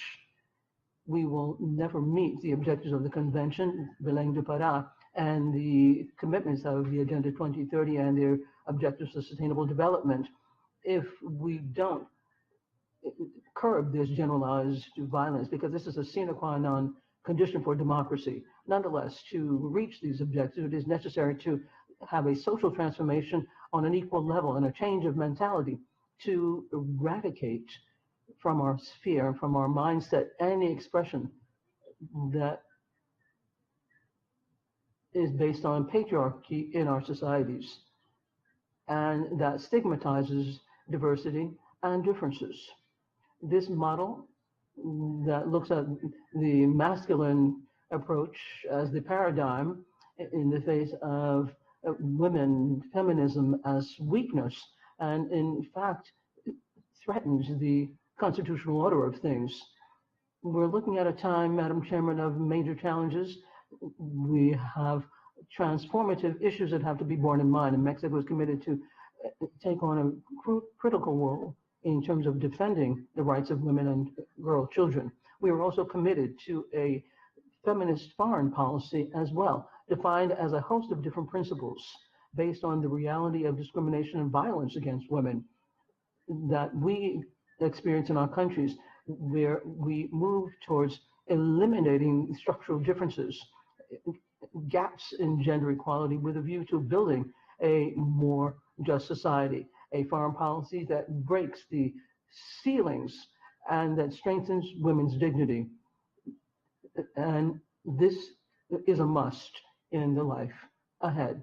And as affirmed by the Mexican minister, Mr. Ebrard, for our feminist foreign policy in Mexico, there needs to be a social change. And this begins with gender equality and with substantive equality for women.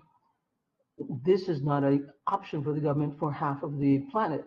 It's with a commitment to move ahead. And as such, multilateral organizations will, without it, not be complying with the main objective for all citizens' life.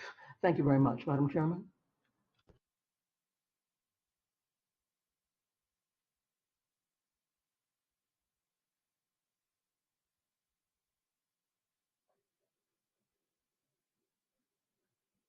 Madam Chair, you're on mute. Excuse me, Madam Chair. Thank you, thank you. We thank the distinguished representative of Canada and now recognize the delegation of the distinguished representative of Mexico. Ambassador Barnes, thank you. And now recognize the distinguished representative of Canada. Thank you so much, Madam Chair. I wondered if I could follow your guidance and try to be brief, but start with a very short video of about 2 minutes of length, and then I'll make a couple of comments afterwards. And the video has no sound, so if you're trying to listen to the sound, there is none. But if we could play the video, then I'll just make a couple of brief comments after that.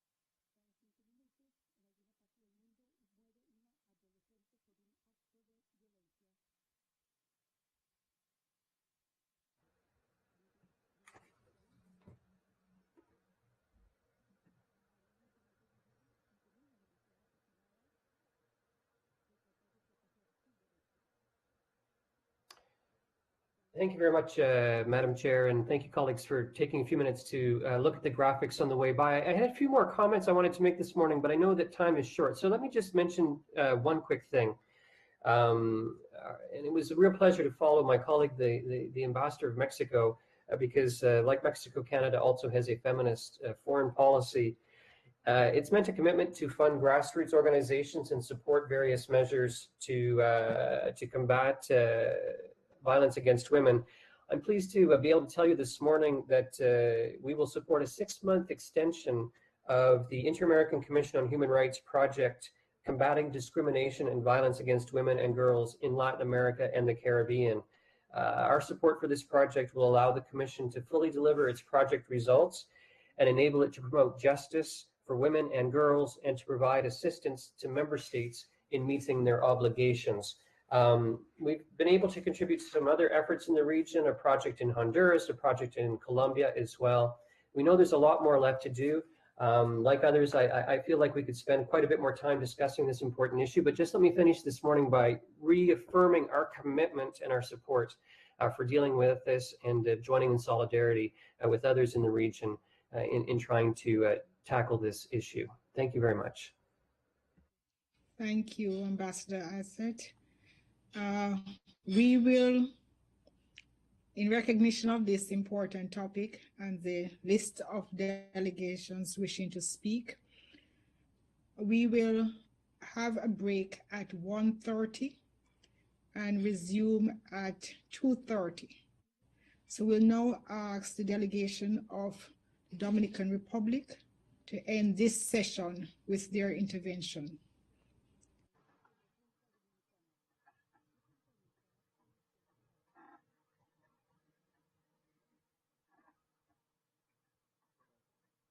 Thank you very much. Our delegation recognizes the Inter-American Commission of Women for all of the work that is done over the course of years for gender equality. We recognize particularly the Secretary Executive, Mrs. Mora Mora, and the technical issues of the prevention to prevent, sanction, and eradicate violence against women. But in addition to those efforts in eliminating violence against women, and the work that the OAS has done, we would also like to thank the chair for including this item on the agenda as we commemorate this day against violence against women. Since the pandemic was declared, the statistics indicate that all kinds of violence have been meted out against women and girls, particularly inter-family violence. COVID-19 has called for a lot of different resources from different services, refugees, shelters, and anybody else that offers a support for women who have suffered violence.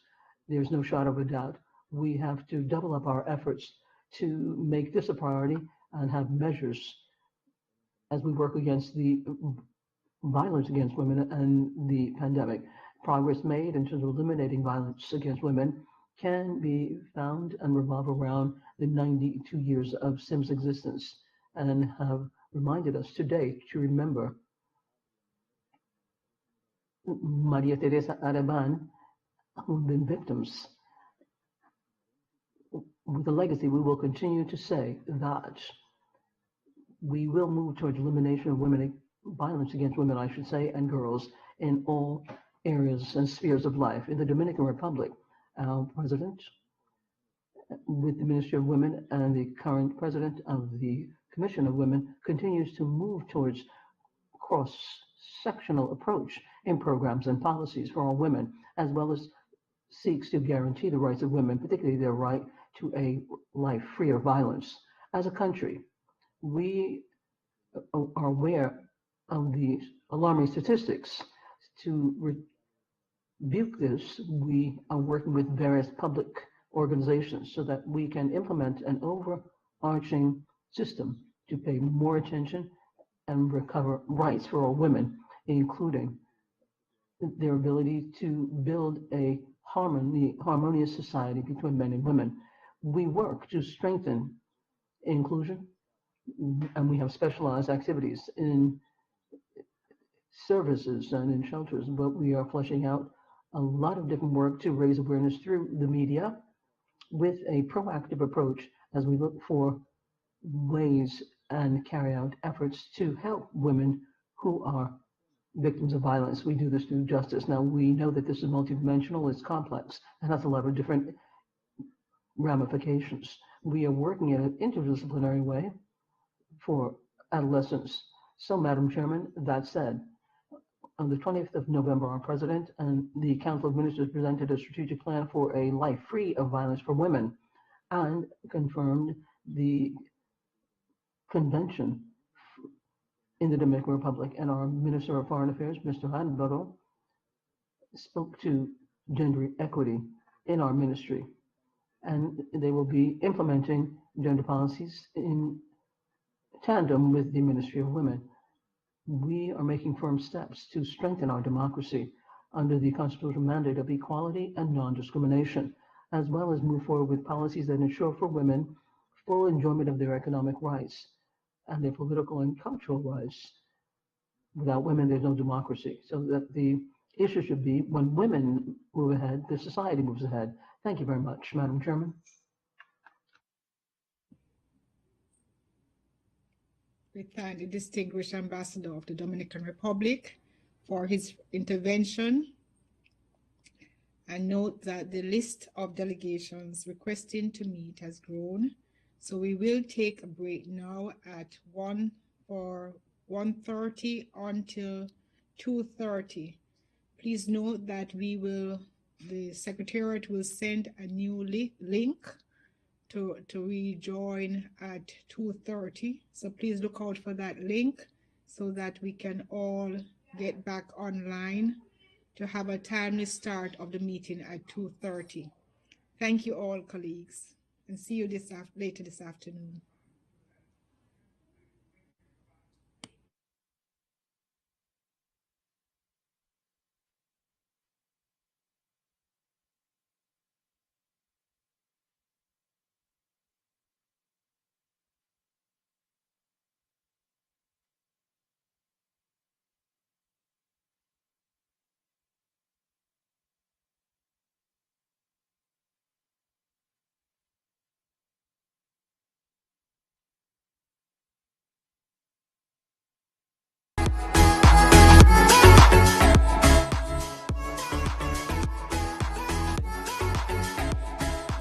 Nosotros estamos en una zona netamente selvática.